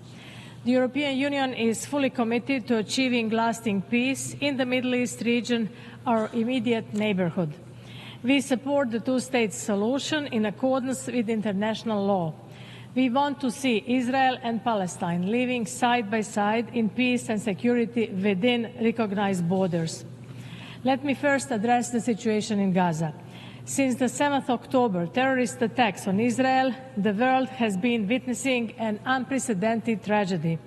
The European Union continues to call for a ceasefire, the release of all hostages, a swift flow of humanitarian aid, and disarmament of Hamas. We appreciate the mediation activities from Egypt and the United States and Qatar. We are also acting. The European Union has committed, or we have provided, €500 million of humanitarian aid since 2023. But this is not enough. European Union agreement with Israel on humanitarian access to Gaza was an important step, but it needs to be fully implemented. Israel should lift its blockade on Gaza. Not only do we need more trucks, more crossing points, and more fuel, we also need a safe and unhindered distribution. My second message is we must support the Palestinian Authority. The two-state solution can only be achieved with the reformed and revitalized Palestinian Authority. We have been a long-term partner in delivering concrete and wide-ranging support to the Palestinian Authority and its reform agenda. I am pleased to inform you today that the Palestinian Authority has already delivered on key milestones. We welcome the announcement of presidential and general elections within a year across Palestinian territory and for that purpose passing the expected party law. On my end, I'm proud to underscore that the European Union will support the Palestinian Authority to the level of 1.6 billion euro for next 3 years. In June, we already disbursed 202 million euro for food, salaries and hospitals, also linked to structural reforms. 2 weeks ago, the European Investment Bank has approved 400 million euro in loans. This will benefit Palestinians, entrepreneurs and private business in dire need of liquidity. But the needs are vast. We need to do more. I am therefore calling on all of you to join our efforts in providing reform-based and at-scale support to the Palestinian Authority. To facilitate this task, I am currently working to set up a Palestinian donor group where financial support can be coordinated. It will happen soon. When speaking about support to the Palestinian Authority, Israeli cooperation is crucial. The release of withheld funds and the regular and predictable transfer of clearance revenues by Israel is imperative. In the absence of these urgent payments, the Palestinian Authority risks being effectively paralyzed within a few months. We will continue to work with Israel for that purpose. We also need to look ahead and think about reconstruction. We are ready to provide further assistance when conditions are met, and we welcome efforts in this direction of the Arab Plan for Gaza reconstruction. We stand ready to facilitate discussions on the day after the ceasefire. We could do this with our partners. Let me reiterate, the only horizon is political, and it is two-state solution. Recognition of a Palestinian state is not a prerogative of the European Union, but of its member states. But we will continue to support the Palestinian Authority in its ambition to exert the abilities of a state. There should be no impunity to settlers' violence against Palestinian civilians. We have sanctioned violent settlers twice, and we are examining a third package of sanctions. Alongside a Palestinian state, we need a safe state of Israel. There can be no compromise on this. Terrorism cannot prevail. Hamas must be fully disarmed and cannot be part of any solution in Gaza. The European Union has welcomed the Abraham Accords as a positive development for regional stability and cooperation. Concrete commitments to regional integration and the regional security architecture are part of the unprecedented peace package that the European Union and the Arab League have co-chaired in the context of this conference. Civil society should be fully associated, as it has a fundamental role to shape a new narrative, to fight incitement and promote dialogue. We need also to hear the voice of women. The European Union is working in support of these efforts. Dear Excellencies, this conference is about taking concrete steps forward. In fact, there is already a follow-up mechanism in place to implement the concrete action agenda, the Global Alliance for the Implementation of the Two-State Solution. And we should mandate the Global Alliance to do so. The European Union remains available and ready as a neighbor and as a major partner to both Israel and the Palestinian Authority to work actively to end the war and towards the two-state solution. Thank you so much.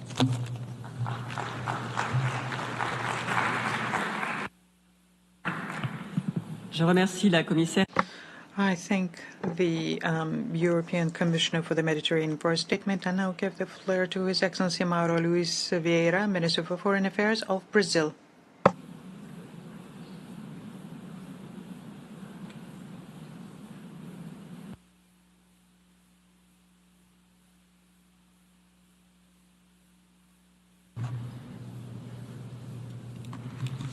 Honorable co-chairs, excellencies, 78 years have passed since the General Assembly endorsed the two-state solutions framework, yet the Palestinian statehood remains unrealized.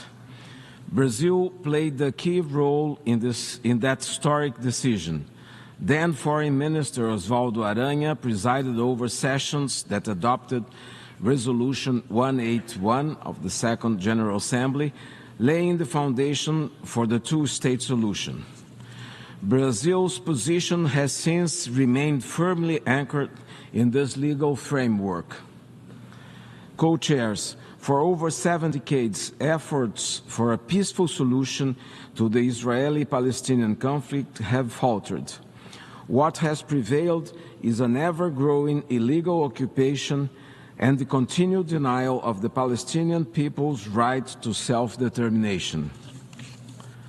Not only have the Palestinians waited far too long to build their state, they now face the prospect of it becoming ever more distant. In the past 2 years, we have borne witness to intolerable daily violations of human and humanitarian rights in Palestine. These abuses are not confined to Gaza, where haunting images of skeletal children starving to death flood our screams to our horror, and civilians are gunned down while desperately waiting in line for food.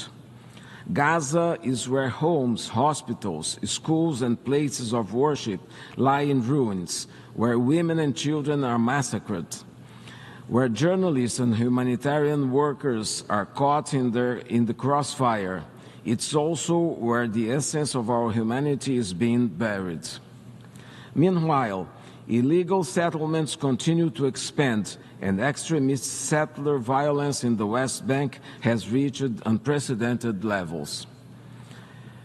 In recent days alone, we have witnessed a young Palestinian beaten to death, the Church of St. George set ablaze, and the desecration of the Byzantine cemetery. These are not isolated incidents, but a systematic strategy of dispossession and collective punishment. Honorable co-chairs, Brazil will not condone continued impunity. Hearing the global cry for justice, Brazil announces the following measures. The intervention of Brazil in the International Court of Justice case brought by South Africa under the Genocide Convention. The investigation and tighter control of imports from illegal settlements and other unlawful occupied lands. The continued denial of defense exports to Israel in accordance to the Arms Trade Treaty. The support for a UN-led international verification mission to monitor compliance with international law and a mechanism modeled after the Special Committee Against Apartheid. Technical support for the Palestinian Authority in key state-building areas as per their need. The continued support for UNRWA's activities, including taking up the presidency of its advisory commission. Ensuring a principled distinction between legitimate criticism of state policies and practices affecting Palestinians and anti-Semitism, following recommendations of UN Special Rapporteurs. Co-chairs, the key step toward making the two-state solution viable is recognizing the state of Israel, the state of Palestine. Recognition is a sovereign act, and in this case, a moral obligation.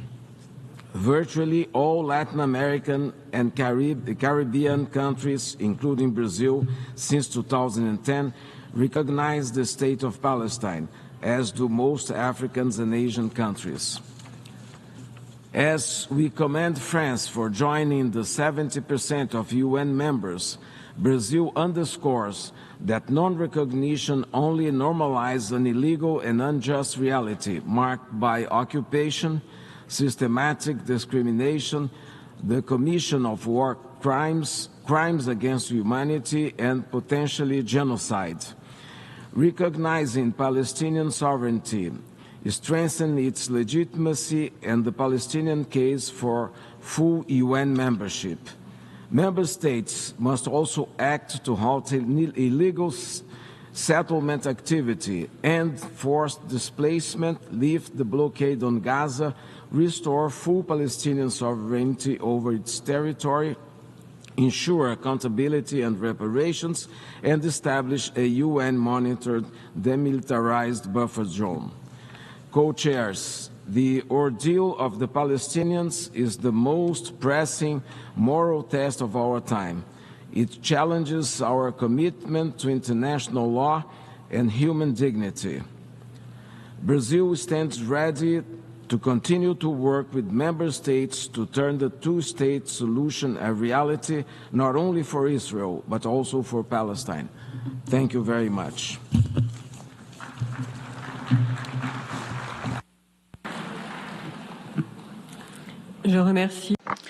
I thank the Minister of Foreign Affairs of Brazil for his statement. I'll now give the floor to His Excellency Badr Ahmed Mohamed Abdelati, Minister for Foreign Affairs, Immigration, and Egyptian expatriates of Egypt.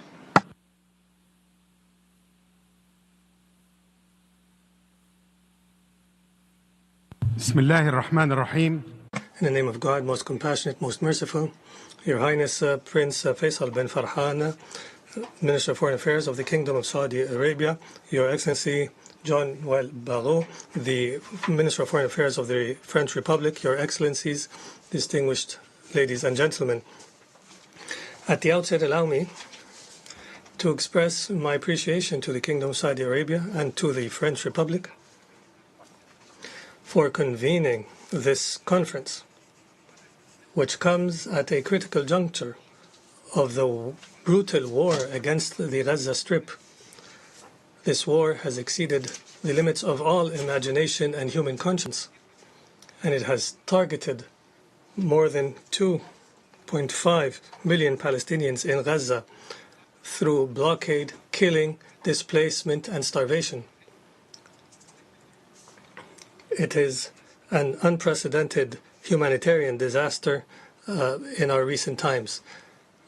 This catastrophe is inflicted on a daily basis against our brothers and sisters in Gaza and in the West Bank as they wait in line, waiting for a morsel of bread or waiting for humanitarian assistance that barely fulfills a minimal need. The children who are being killed on a daily basis represent a turning point and damning evidence against what used to be known as the rules of justice and equity in a world that no longer knows other than the language of force, a world that applies a double standard, but in fact 100 standards. The world is silent out of fear or interests. The death distribution mechanism adopted by the occupying power to satiate the hungry has become an embodiment of the futility of international efforts in this dark phase of human history. I believe that this conference today is not only for sake of coordinating international positions to address the humanitarian crisis in the occupied Palestinian territory, including Gaza, the West Bank, and East Jerusalem, but in fact, it goes beyond that to achieve two main things. One, the collective efforts to address the root causes of this crisis through revival of the two-state solution as the only means to end the conflict and to establish regional security. The second is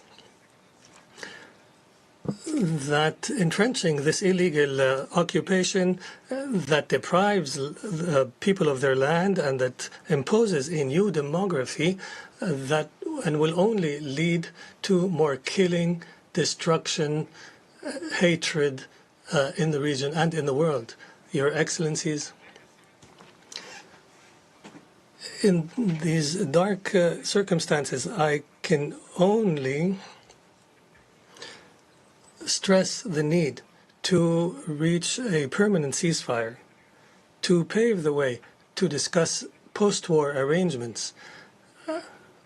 Most important among these arrangements is the fulfillment of the international community of its moral duty to rebuild the Gaza Strip as per the Arab Islamic plan for early recovery and reconstruction. Egypt intends to implement this plan through convening very soon a regional conference on reconstruction as soon as a ceasefire in Gaza is achieved. In addition, it is important to support the Palestinian Authority so that it can perform its role in the Gaza Strip and in the West Bank. This will be the seed for de-escalation in our regional environment and will pave the way for a negotiation process. The Israeli aggression, the brutal aggression, has proven two facts.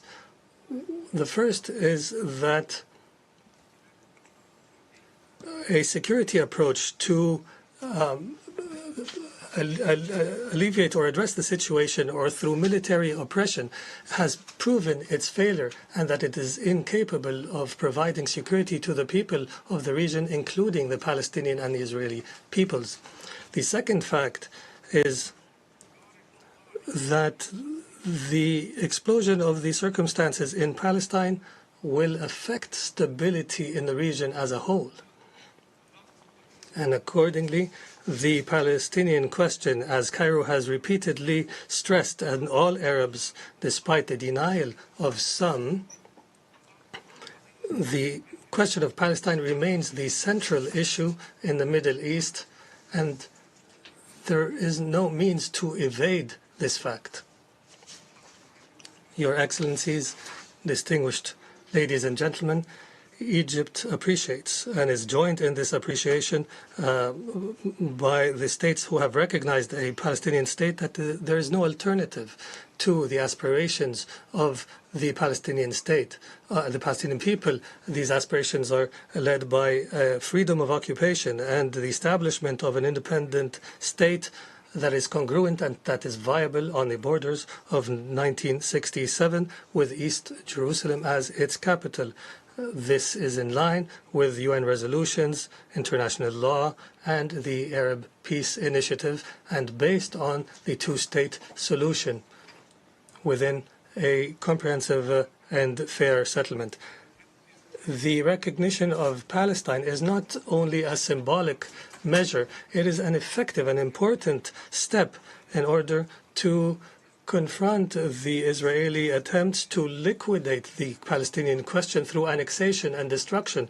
It is a right of the Palestinian people. It is an inalienable right connected directly to the right to self-determination.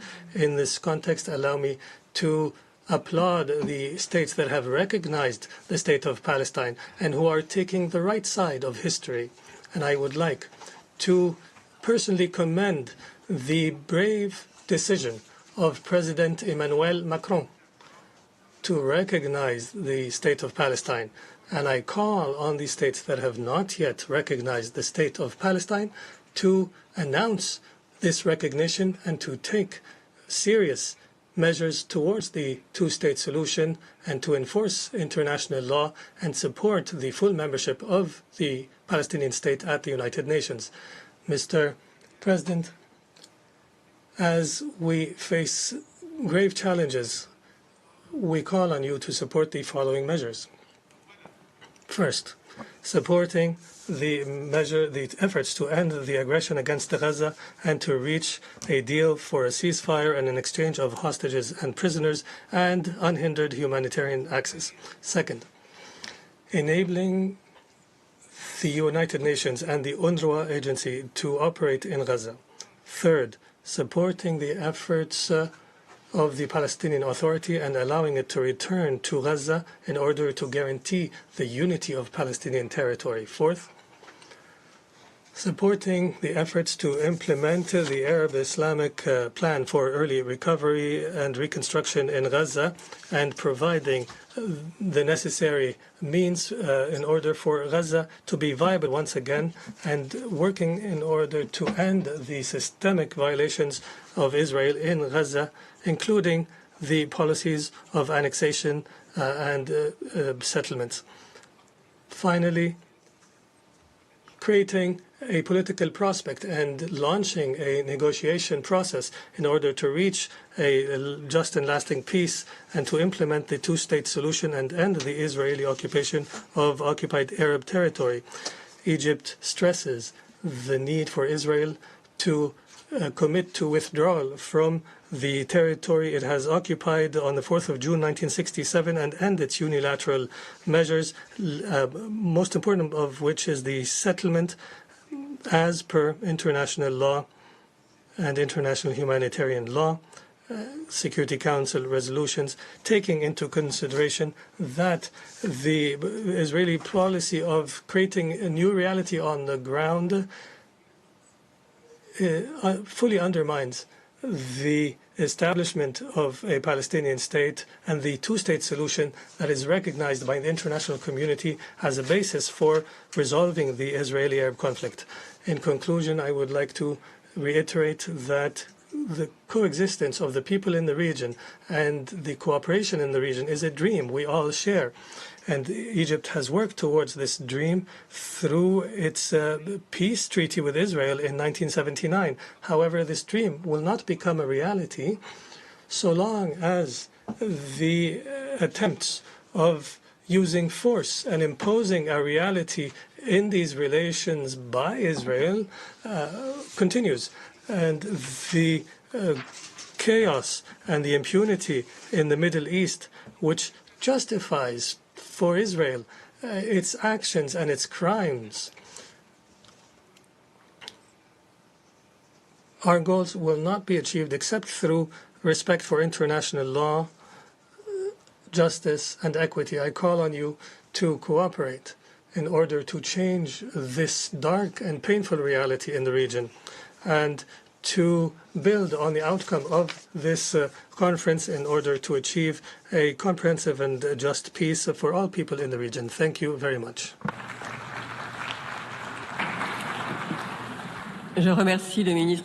I thank the Minister for Foreign Affairs, Immigration and Egyptian Expatriates of Egypt, and I now give the floor to His Excellency Mr. José Manuel Álvarez Bueno, Minister for Foreign Affairs, European Union and Cooperation of Spain.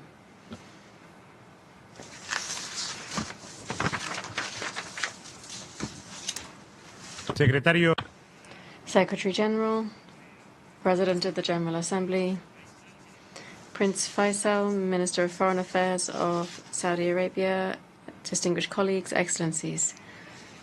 Palestine is an open wound for humanity, a wound inflicted by decades of suffering. The first United Nations peace mission in 1948 was specifically in Palestine. 77 years have passed since then, and today we find ourselves mired in the longest and bloodiest phase of this conflict. More than 60,000 Palestinians have lost their lives. Homes, schools, and hospitals have been reduced to rubble. Millions of Gazans have been forced into constant displacement, losing with every move the little that they manage to salvage. Their houses, hospitals, schools, and refugee shelters have been bombarded. This is a population that is dying disgracefully, starving, attacked while queuing for food. while trucks carrying international aid are blocked. There are illegal settlements that are continuing to expand across the West Bank, and also Israeli victims, 1,200 killed and 250 taken hostage by Hamas terrorism. We must always remember all of these victims. We must understand that pain doesn't distinguish between creed, ideology, or border. We don't defend sides. We defend innocent lives. We should understand that preserving peace, life, and humanity is the principle that gives meaning to this organization and the goal that should guide our decisions. Today, once again, I reaffirm Spain's unwavering commitment to the United Nations, to multilateralism, and to respect for international law. The values and institutions represented by this organization are the only bulwark against arbitrariness, imposition, and violence. And it is steadfast in this belief, and with all of the victims in our thoughts, that today we have to talk about hope. Hope because here at the United Nations, we have representatives from across the world to say that peace is possible and that there are more and more of us who are working to make it a reality. It's impossible to look away now. It is no longer acceptable to hide behind silence, which always works against the victims. That is why Spain recognized the state of Palestine in May 2024 and proposed the idea of an international conference to begin laying the foundations for the two-state solution, to begin to build a future of peace for Israel and for Palestine. Today, I'd like to call on those countries that have not yet done so to join the two-state solution and to recognize the state of Palestine. This is not a decision against anyone, but rather in favor of peace, justice, and the right, exactly the same right for both the Israeli and Palestinian peoples, to a future of peace and security and to a state. The defense of life, peace, and human rights is the conviction that guides us. Hence, I demand and reiterate the demand for the release of all hostages, and I express our full solidarity with their families. Neither Hamas nor any terrorist group can have any role in the future of Palestine. Spain, therefore, stands ready to deliver all necessary humanitarian aid to Gaza in response to the starvation. We have tripled our support to the Palestinian Authority. We have taken sanctions against violent settlers and those who sabotage the two-state solution and will continue to do so. We have asked within the European Union for the suspension of the association agreement, and we have adopted an embargo on the sale of weapons to Israel. The Middle East doesn't need more weapons, it needs peace. That's why we're participating in proceedings before the International Court of Justice, and we are supporting investigations into crimes that may have been committed. We, together with Palestine, promoted a resolution adopted here in June to protect the civilian population. We are demanding an immediate ceasefire, the massive entry of humanitarian aid, the release of hostages, and the reconstruction of Gaza. From the outset, we have said that overcoming this crisis calls for the two-state solution, Israel and Palestine living side by side in peace and security, with Gaza and the West Bank under a single Palestinian Authority, with territorial contiguity connected by a corridor with access to the sea and with East Jerusalem as their capital. We've also stated that this solution should be applied through an international conference with the participation of all states that are committed to justice and peace. In recent years, we have advanced in this direction through the Madrid Plus group, which now includes countries from all regional groups of the United Nations, providing leadership and unity. We've also worked through instruments such as the Global Alliance for the Two-State Solution. This includes more than 90 countries and organizations. This diplomatic initiative that is starting to take shape today at this conference and to make these proposals a reality means that we need to translate the beliefs that bring us together into concrete steps. Spain today wants to put forward specific proposals. Firstly, we should have a timeline that sets a deadline for Palestine to be a fully fledged member of the United Nations. Second, negotiations must have a clear objective, that is, the establishment of the State of Palestine with the parameters of United Nations resolutions and negotiations between the parties. And we suggest that the conclusions of this conference should reflect these parameters.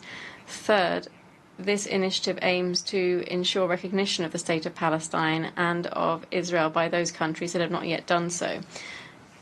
And we also appeal to those countries to do that. This initiative must be open to all UN members, providing a framework that gives a new meaning to these recognitions. And finally, we have to safeguard this initiative against those that wish to sabotage it.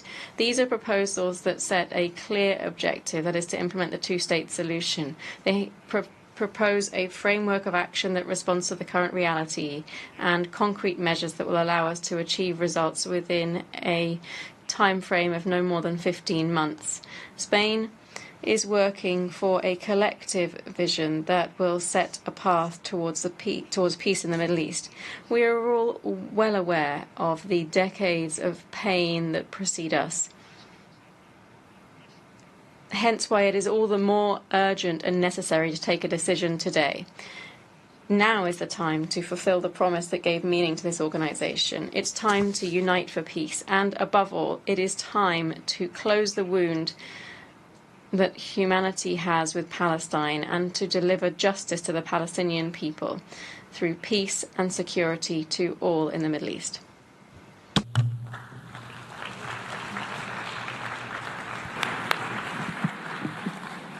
Je remercie le ministre des Affaires. I thank the Minister for Foreign Affairs, European Union and Cooperation of Spain, and I now give the floor to His Excellency Mr. Espen Barth Eide, Minister for Foreign Affairs of Norway. Excellencies, ladies and gentlemen, let me first thank our co-chairs, His Highness Prince Faisal Al Farhan and His Excellency Foreign Minister Jean-Noël Barrot of Kingdom of Saudi Arabia and France for bringing us together. And let me thank you in particular, Prince Faisal, for the very close cooperation that we have established, Kingdom of Saudi Arabia and Norway, together with the European Union in establishing the global coalition for implementing the two-state solution. And let me also commend the bold move by President Macron in announcing his upcoming recognition of Palestine. Ladies and gentlemen, the carnage must stop. The situation in Gaza is dystopic, it is horrific, it is unbearable, and it's unacceptable. It is frankly a disgrace to humanity. The fact that children, women, and men are dying from bombs, from bullets, from burns, from starvation, from disease cannot continue. This war must end. Humanitarian support must come in. Hostages must be released. We have to get out of this total, horrific, man-made catastrophe immediately. We need to end the war. But even ending the war in Gaza is not enough, because we are gathered here to look beyond that, look beyond the immediate. We also need to end the conflict. The conflict is decades old. It has been with us since the very young United Nations was deciding on how to divide the British Mandate territory of Palestine into what was supposed to be a Jewish state of Israel and a state also for the Palestinian people. One of these states is there. We recognized Israel in 1949, and we were happy that Israel was established as the expression of the long dream of establishing a Jewish homeland. But the other state never came around. Working for ending the conflict is also about fulfilling this promise which was never completed, never fulfilled, which is an integral part of the history of the world and the history of our United Nations. It's an obligation that we share, and it's an obligation on which we now have to deliver. As the Secretary General very well said, it's about the right to self-determination, which applies also to the Palestinian people, as it does to other peoples of the planet. And as the highest court in the world, the UN Court, International Court of Justice, has very clearly established, Israel's occupation is illegal. It has to come to an end. And the recent decision in the Israeli Knesset of annexing part of the occupied territory is hence a blatant violation of international law. International law and rules only are rules if they apply to all people all of the time. If they only apply to some people some of the time, it is rather a menu from which we choose our arguments to punish our adversaries, but they are not rules. And a very integral part of Norway's approach to this and to so many other conflicts is that international law, international human rights law, international humanitarian law apply to all people in all circumstances all the time. Otherwise, we do not have a world community of principles. And these principles are frankly being made a mockery of in what's happening in Gaza at this time. We also have an obligation to prevent genocide. And while the International Court of Justice has not expressed their final conclusion in the genocide case, it has advised Israel very clearly, according to Article 2 of the Convention to Prevent Genocide, that it has obligations for avoiding anything that could lead in that direction, but also the rest of us, all of the states, that we are in no way contributing to anything that could lead to such an outcome. We take that seriously. Norway has no arms sales to Israel. We have targeted sanctions that we have established with like-minded countries on specific ministers in the Israeli government. We are moving from a strong warning to outlawing trade with settler activity on the occupied territories, and we're also working with colleagues to take other measures to underline these principles. We also work very intensively on the issue of humanitarian delivery. The current model simply does not work. It is both a violation of key humanitarian principles of separation between military and political targets and the delivery of aid, and on top of that, it frankly does not work. Ladies and gentlemen, I come from Norway, I come from Oslo, and Oslo is also associated with the Oslo Accords. There were many good things about the Oslo Accords of 1993, which, by the way, followed from the Madrid conference in 1991, at a time of hope, a time of opportunity in the international community. The idea was to build the Palestinian state bottom up, to try to establish institutions, build the apparatus of a state as we were solving the outstanding issues, and then eventually come to the place where we could actually establish and recognize a Palestinian state. And all these years, we were aiming for recognition, but as the outcome of a process rather than a contribution to a process. There was one flaw, and I say that as somebody who comes from Oslo and hence have been involved in all this for many years. One big flaw, but that's a serious flaw. There was no sanction or no consequences for non-action. So we basically installed a system in which that party that at any given time wanted to see least change, least progress or no change, to simply by not turning up to the meeting, by not engaging in the process, to stall it. This was a major flaw. And when we, together with Spain and Slovenia and Ireland, decided to recognize Palestine as a state in May last year, it was the conclusion of a long reflection on the fact that there was actually no process to wait for. There was no real talks that could lead to an agreed settlement. We need to change the paradigm. I'm very happy we did that. And I very much appreciate that more countries are following. And frankly, it does not feel very lonely. Right now, 149 of the 193 member states of the UN have recognized the state of Palestine. With France, that makes 150. It's not a lonely club, it's the majority of countries. But it would be really, really good if we saw more announcements as we come to the General Assembly. And what I hear from meetings today is that is very likely to happen. We know very well that recognizing the state of Palestine does not magically establish a state in practice. We have known that all the time. But it's part of a broader process. We need universal recognition. We need to invest and support and help build and reform and develop the institutions of Palestinian government and Palestinian governance. And we work very concretely on that, including in the working group of the economy of Palestine that we have been co-chairing in this conference together with Japan.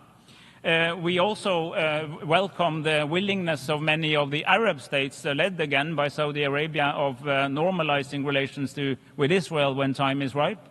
And we welcome the statement by many countries of the region that they want to contribute to security guarantees for Israel and for Palestine alike when we get there. This is a broad package, and this is the strategy for how we can actually go from statements to real action. So I encourage further development of this thinking. But I also want to come with a warning. The Palestinian institutions that were established more than 30 years ago are being eroded as we speak, both by settler activities, settler violence, a lot of Israeli activity in the West Bank that is undermining their capacity to deliver, but also a serious economic shortage. We announced today, and I in my meeting with Prime Minister Mustafa, I announced an additional $20 million for budget support. I encourage others to do the same, but I also very strongly encourage Israel to deliver the arrears of clearance revenues that they are obliged to do towards Palestine. This is a significant part of the income of the Palestinian government in Ramallah, and ability to pay salaries to the teachers and doctors and nurses and the people that are necessary for running the Palestinian Authority. At the very end, Chair, I want to say that just as much as I and my country is a friend of Palestine, we are also a friend of Israel and the people of Israel. We disagree with many of the steps that are taken by the current government, but we want peace for the Israeli people. But we think that Israel at some point have to reflect on the existential question: how can you assure that you remain a state which has a Jewish identity, a Jewish majority, while also remaining a democratic state? And my view is that the only way to ensure that in the long term is to accept that there must be a Palestinian state living beside it.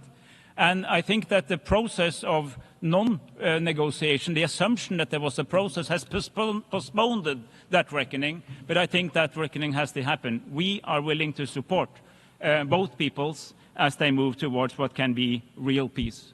So I hope that this conference will lead to at least two things. One, a very clear statement of what is the majority view in the world community. We need to speed up our path towards a two-state solution, and we need to do it now.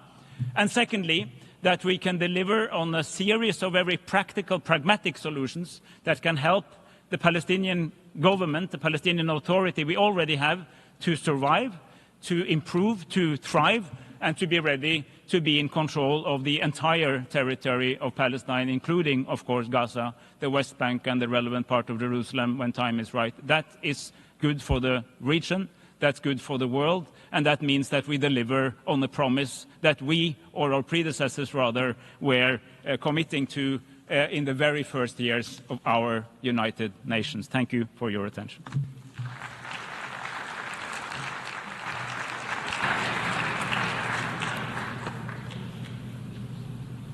I thank the Foreign Minister of Norway for his intervention. And now I welcome His Excellency Yassine Fall, the Foreign Minister of Senegal.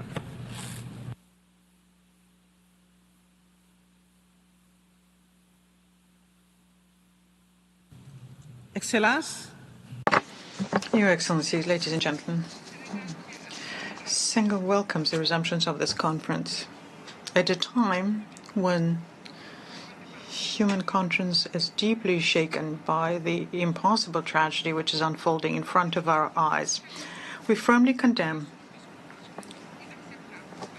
the disproportionate and unacceptable operation by Israel in Palestine, which in 20 months has resulted in humanitarian capacity and resulted in 58,000 dead and 139 wounded, without counting the thousands of people in the West Bank and 400 humanitarians, including UNRWA staff, who is indispensable on the ground, and their lives were lost as they were trying to save others.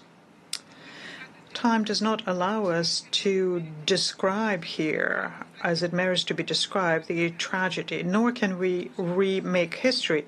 We are here to collectively move history forward by putting an end to this tragedy. It is a matter of urgency to put an end to the catastrophe in Gaza, and it is urgent to fully recognize the state of Palestine and to admit it as a fully fledged member of the United Nations.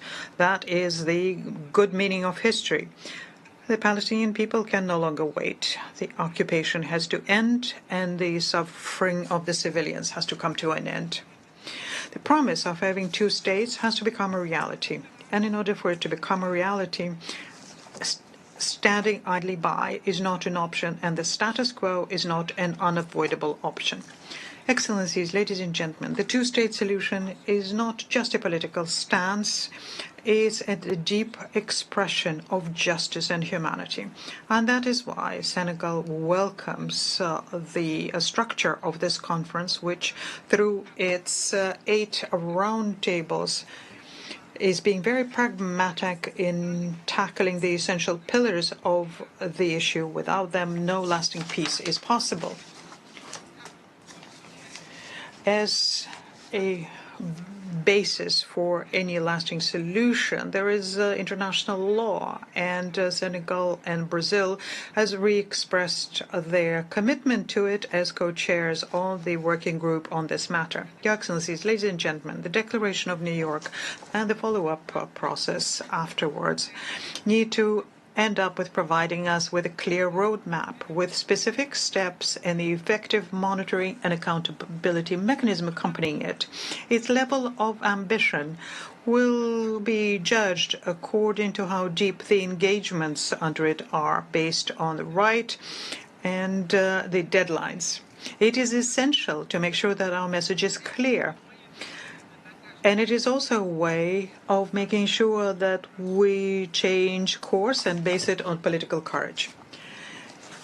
And as a follow-up to this message, my country, Senegal, welcomed on the 9th July this year a conference on the issue of Jerusalem under the auspices of the Committee on the Exercise of the Inalienable Rights of the Palestinian People, together with the Organization of Islamic Cooperation. And this meeting shed light on the need to have collective action so as to safeguard the status of Jerusalem as well as the rights of the Palestinian people's rights to self-determination and return. And the international community has to continue in this vein even more to ensure the equal sovereignty of the Palestinians and Israelis and the equal dignity of the two peoples. On behalf of His Excellency De Harfai, President of the Republic of Senegal, I would like to reaffirm very strongly the commitment of Senegal for the implementation of the two-state solutions, two states living side by side in peace and security and in mutual recognition. My country is ready to contribute towards this revitalized process side by side with all nations striving for peace. I thank you.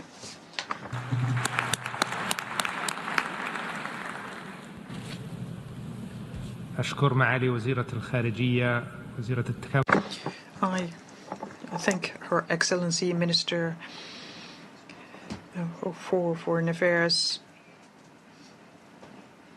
of Senegal, and I now give the floor to Mr. Merzouk, Minister for Foreign Affairs, African Cooperation, and Mauritanians abroad.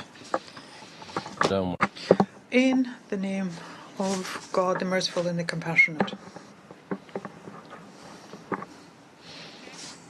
Your Highness, Faisal bin Farhan Al Saud, Minister of Foreign Affairs of the Kingdom of Saudi Arabia, Your Excellency Jean-Noël Barrot, Minister of Foreign Affairs of the French Republic, Your Excellencies, ladies and gentlemen, may the peace of God be upon you. It gives me pleasure to, at the beginning of the statement, to express on behalf of the Islamic Republic of Mauritania our deep gratitude to the Kingdom of Saudi Arabia and thank them for their earnest efforts to create an alliance in favor of the two-state solution and revitalize the political process on the issue of Palestine. I also would like to express thanks to the French Republic, the friendly country, the great role they are playing in this context, side by side with many states and regional organizations, in trying to move forward toward the practical way of having an international balance and have a just and lasting solution to the Palestinian issue. Ladies and gentlemen, the Palestinian cause for which we gather today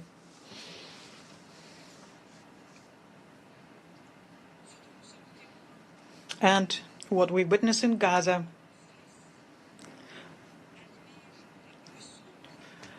shows us the darkest image of human decadence, and we therefore have to, faced with that, we have to reaffirm our dual duty, both historic and moral, to protect and safeguard the rights, including the right to life, dignity, and peace, the rights to which the world has committed itself. And we hope that this horrendous situation we are witnessing today, both individually and collectively, will give birth to a new multilateral global order which is stronger and more effective. And this is the very essence of our message and the goal we strive to achieve. Our meeting today reflects a growing awareness of the need to move from the expressions of principles and political commitment to practical and effective action that can put an end to the ongoing humanitarian tragedy unfolding in Gaza and in all of the occupied Palestinian territories. The current situation can no longer withstand delay. It requires the international community to fully shoulder its responsibilities and to do it through concrete measures that preserve what remains of human dignity and restores hope to a people worn out by suffering, dispersed by the war and destruction machine. This, in fact, amongst many of us at the international community, there is a conviction that political inaction is no longer an option, and delaying tactics only worsen crises, and that we must work together to draw up a roadmap that could be actionable based on international parameters, on humanitarian and ethical principles, which would restore international law and give voice to human conscience.